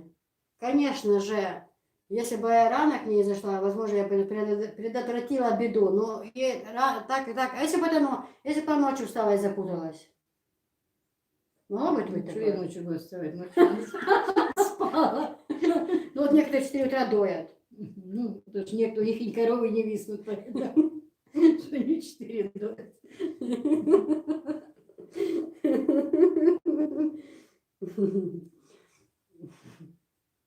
Такая вот была молодая хозяйка. Да, и Коля С пишет, молодым да, хозяином. Коля пишет, да, вечер. Коля, ты что, не понял, перепутал день? Тебя надо к курям сводить. Чтобы... Ты, по-моему, перепутал день и ночь. Саша уже пишет, другие люди, вкусная кухня. Привет из Германии, Киса, очень рада видеть вас в эфире. Привет, спасибо большое. Я бы всем при жизни памятник поставила, Лиана пишет. Девчонки, с вами, конечно, весело, но мне тоже утром корову завидеть. Сергей Николаевич, в смысле, ты что, на каком этаже доишь корову? Кого ты доишь там? Как это? Я, по-моему, думаю, ты живешь в шале высотка. Какую корову ты доишь? Так там в шалях такие, в высотках такие балконы, что там можно и Может, корову на держать. балконе держит. Как это говорил один, ну, типа анекдот, что такое, говорит, захожу Ну, раньше, говорит, фермы были, вот эти фермы, кого только не держали, коров было полно вообще, молоко принимали, сдавали, обратно, там машина, помнишь, обрат возил, даже как трактор, был квадратный там обрат был, я мне пояснила, что такое обрат, такой, в чем был, Ну, в бочках возили. да, ну, и что-то такое, помню, квадратное еще, Ну, квадратно выливали, чаны такие квадратные на фермах. Чан там был. Выливали, Да, ну да. я помню, что мы даже тоже туда пили. Такие, Ничего, да? Он чистый был, обратно. Да, ну, чистые, может, мухи там плавали, а так чистые. Ну это тоже мясо, ничего. И вот это. А сейчас, говорит, все фермы разруха, все завалилось, почти все колхозы, все закрылось, ничего нету, ни коров, ничего. А в магазин зайдешь, в супермаркет, любой магазин, каких только видов сыров, творог, масла. И он говорит, скажите, кого не доят? Кто это? Дагман, ну мы шутки шутками, если надо, мы тоже будем сейчас дочитаю и все, мы До закрепляем. 12, сколько там? Саша, У меня батарейка села. ну вот, сейчас, к сожалению, невестки отказываются выходить замуж за тех, у кого дома есть коровы, барашки. Да, у нас тоже тут есть чата будущее, которая отказалась уже заранее. Чья-то будущая невестка, которая сказала, даже если у кого-то бычок или корова, чтобы даже в шутку не говорили об этом. Шрикова, шутишь, Ляна, памятник коровам. Да. Николай, коровам тоже. Так, куры уже кукарекают, утро начинается у них. Коровам памятник. Корова памятник и Саша. Корове памятник и Саша, да. Саша. На балконе держу корову, киса. Я не могу. А я кур хочу завести, но боюсь, я с ними не сойдусь характером. Я представляю тебя в курятнике, Лян. Они как бывают резко как прыгнут, знаешь, ты можешь испугаться и начать на них сильно ругаться. И даже, я бы сказала, нецензурной речью. Лянь, я пошутила. Корова совершила суицид. Я упала со стула. Так, Таня. Бёх, обожди, что там? Очень грязный разговор идешь. Ну, я же никогда не вру, я всегда говорю. Может, она на нервной почве. Может, у меня какие были личные. Что-то у нее не сложилось в жизни. Киса, введено в больнице, работала терапевт по имени Тайбат в возрасте, сейчас она на пенсии. Не знаю. Я с какого года работаю? С 2015-го я числюсь, но работала свекровь. А я вышла на работу в 15-м, 16-м, в конце 15-го я ушла в декрет, в 16-м София появилась. Да. Я с 15-го года работаю в больнице. Потом 3 года я же была дома. И в 19-м я вышла на работу. Софии было 3 года, я вышла на работу. Не знаю такой. Привет, девочки, салам введено. Валейкум ассалам. Кур тоже на балкон. Николай, приходи к нам всегда на эфир. Ты тоже юморной парень, понимаешь нас. Ляна, а что не сойти с ним характером? Они же народ тихий, дружелюбный. Да я бы так не сказала, начинает кукарекать. Зачем это надо вообще? Так часы не надо тогда иметь. Да знаешь, Когда с это- петухами будешь вставать. Может, у коровы была депрессия, киса, да. Может, у нее что-то было там, какие-то проблемы личные, бытовые. Вы прям сразу обвинить. Сразу что-то вот прям... Онкология была. Да, это сейчас более все уже знают, и это самое. Ты как врач-педиатр, в смысле, кто ты по профессии? То есть 3 в одном. Это кто ты, правда? Хз. Ой, как это твоё? Терапевт. Нет, терапевт это я. Ага. Ветврач. Ты должна была знать, примерно, ты же приехала, когда на тезе, на похороны. Ты должна была определить причину смерти. Так причина на лицо была. Какая? Ну, что повесилась. Нет, ты должна была узнать, экспертизу сделать. Мгм. Бывает, там сердце остановилось или что. Надо было, да.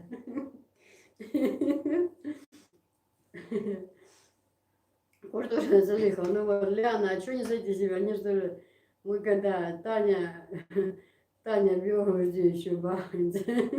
Да. Таня уже заговорила, что я сейчас, не знаю, получит физическое замечание. Давай закругляться уже. Саша! Причина была на лицо. Вот это смеется сильно. Не, ну тогда это было не так. Хоть бы записку оставил.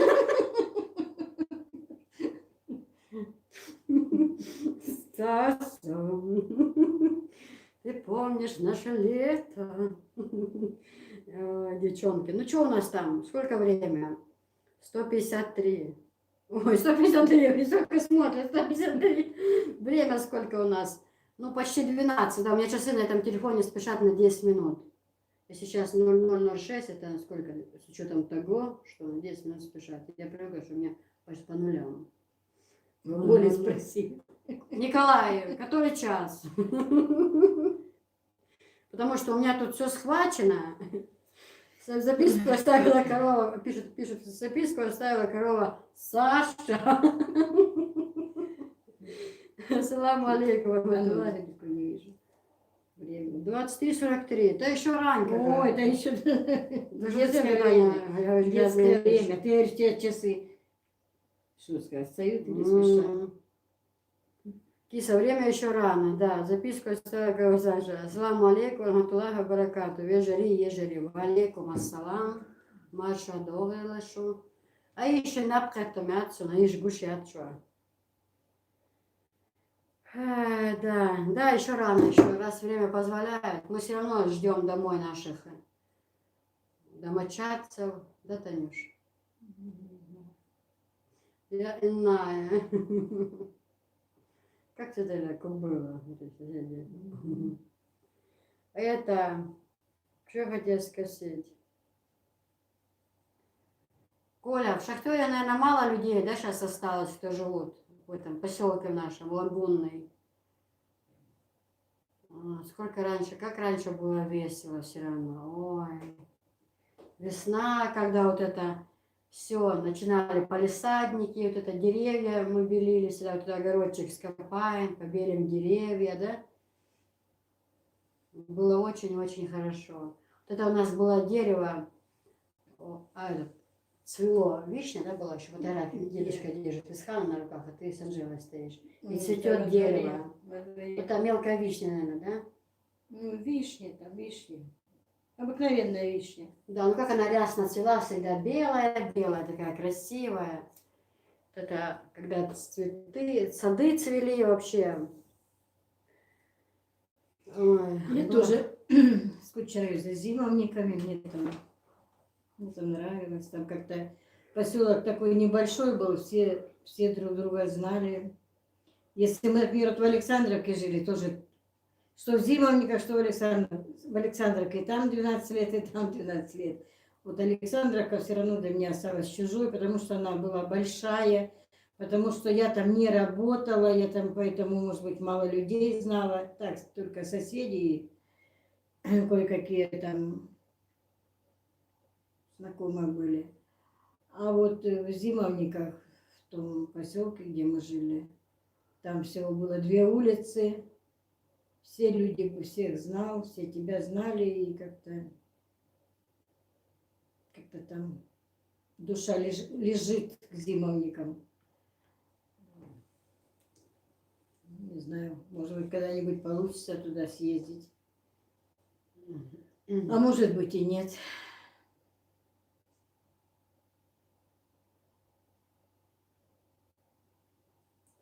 Kisa dalduki ajöhanan deresel irs etтоболш дересхел.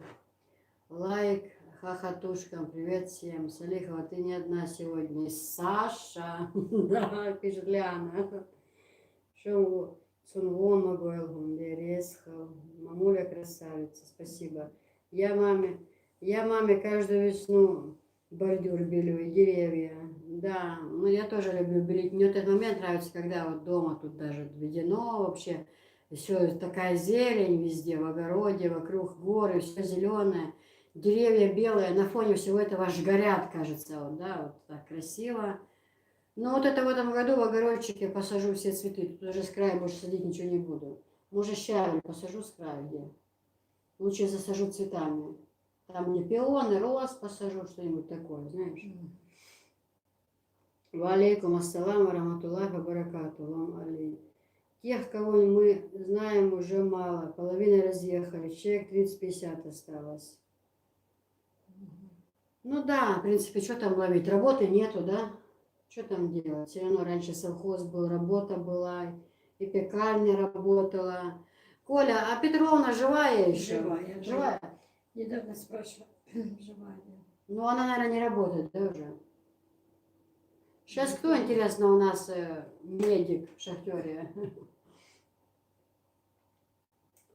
Тоже, по-моему, Аминка работала.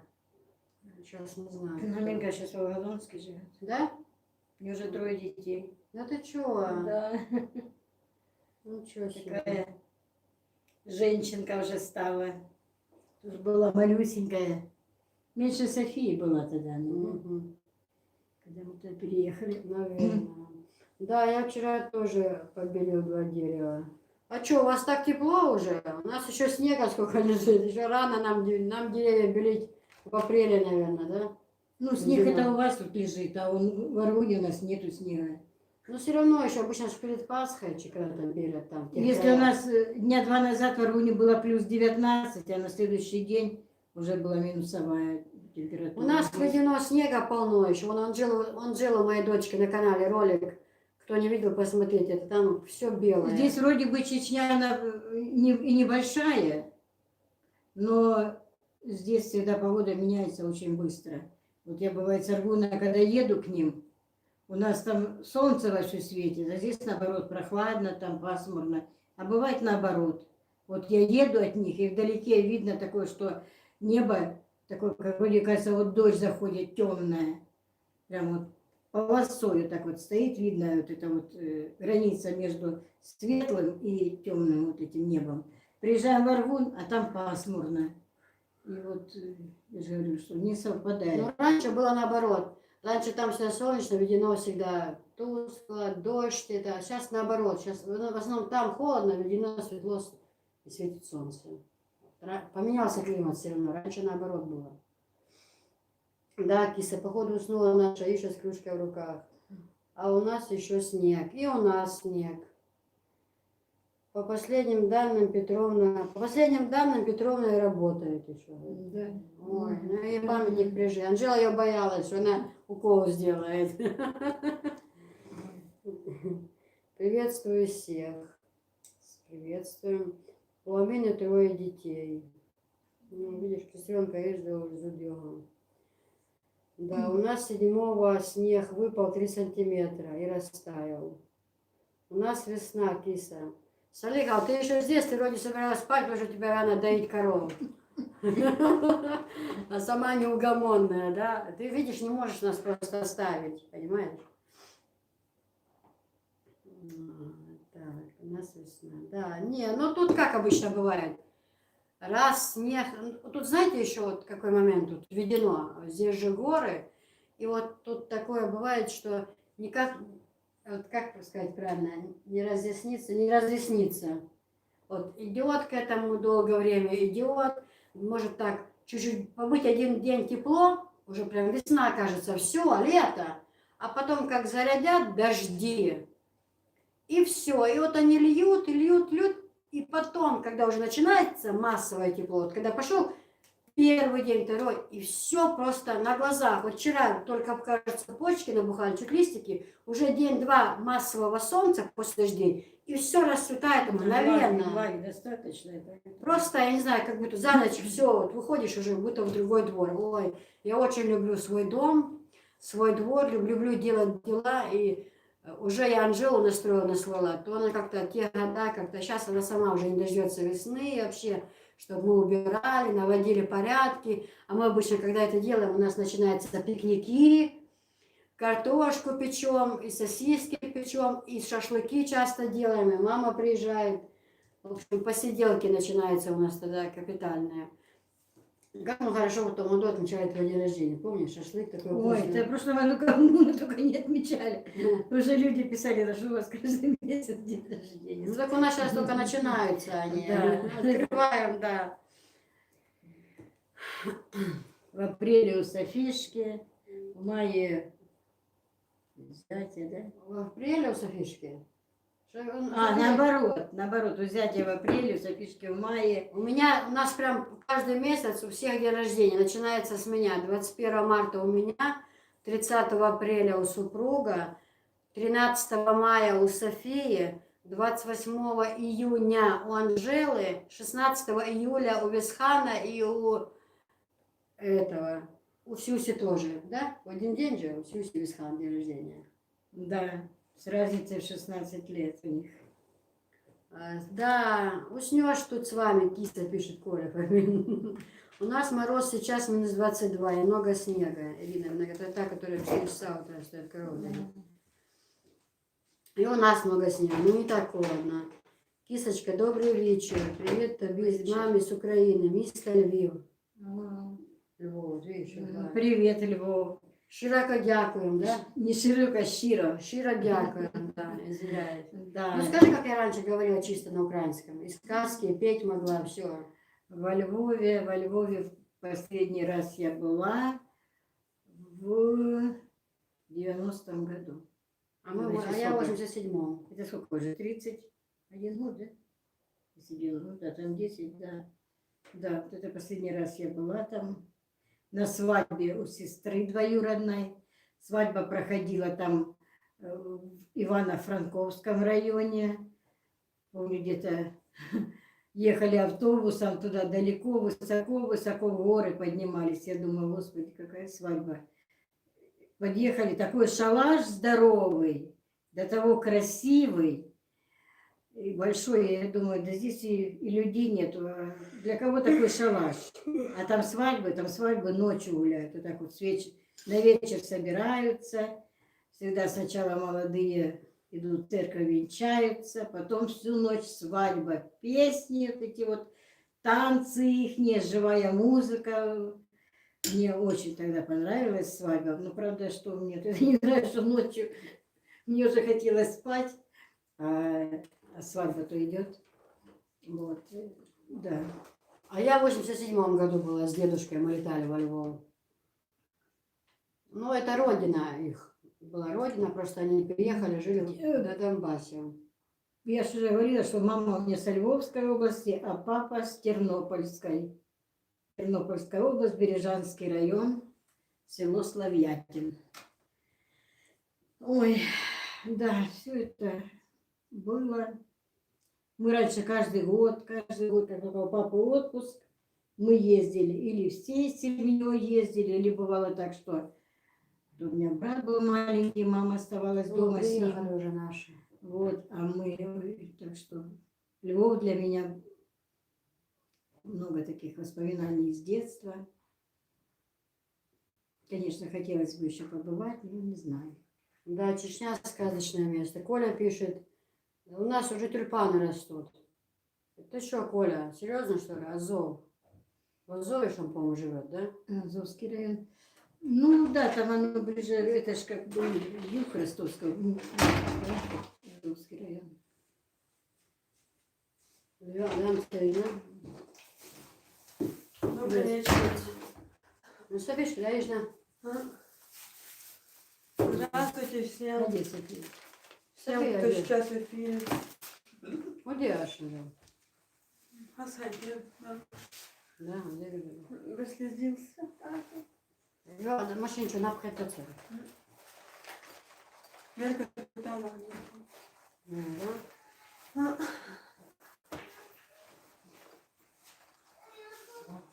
Да, должен. Она вода должен. Сестренка, сколько лет маме? Маме 62, да? 62? Все, друзья, будем заканчиваться. Приехали домой, Софишку нужно уложить спать, она заснула по дороге. Все, всем доброй ночи. Спасибо, что были с нами. Беслик. А что заснула? Боль, мама? Боль? А там люди за тобой скучали. А ты где была? А? Ты хоть помаши людям ручкой, помаши. Она сонная. Она заснула в машине, она сейчас будет в баре. Да? Все, она спать. Ну все. Да я сам. Всем спокойной ночи. Все, всем До пока. встречи. Спокойной ночи.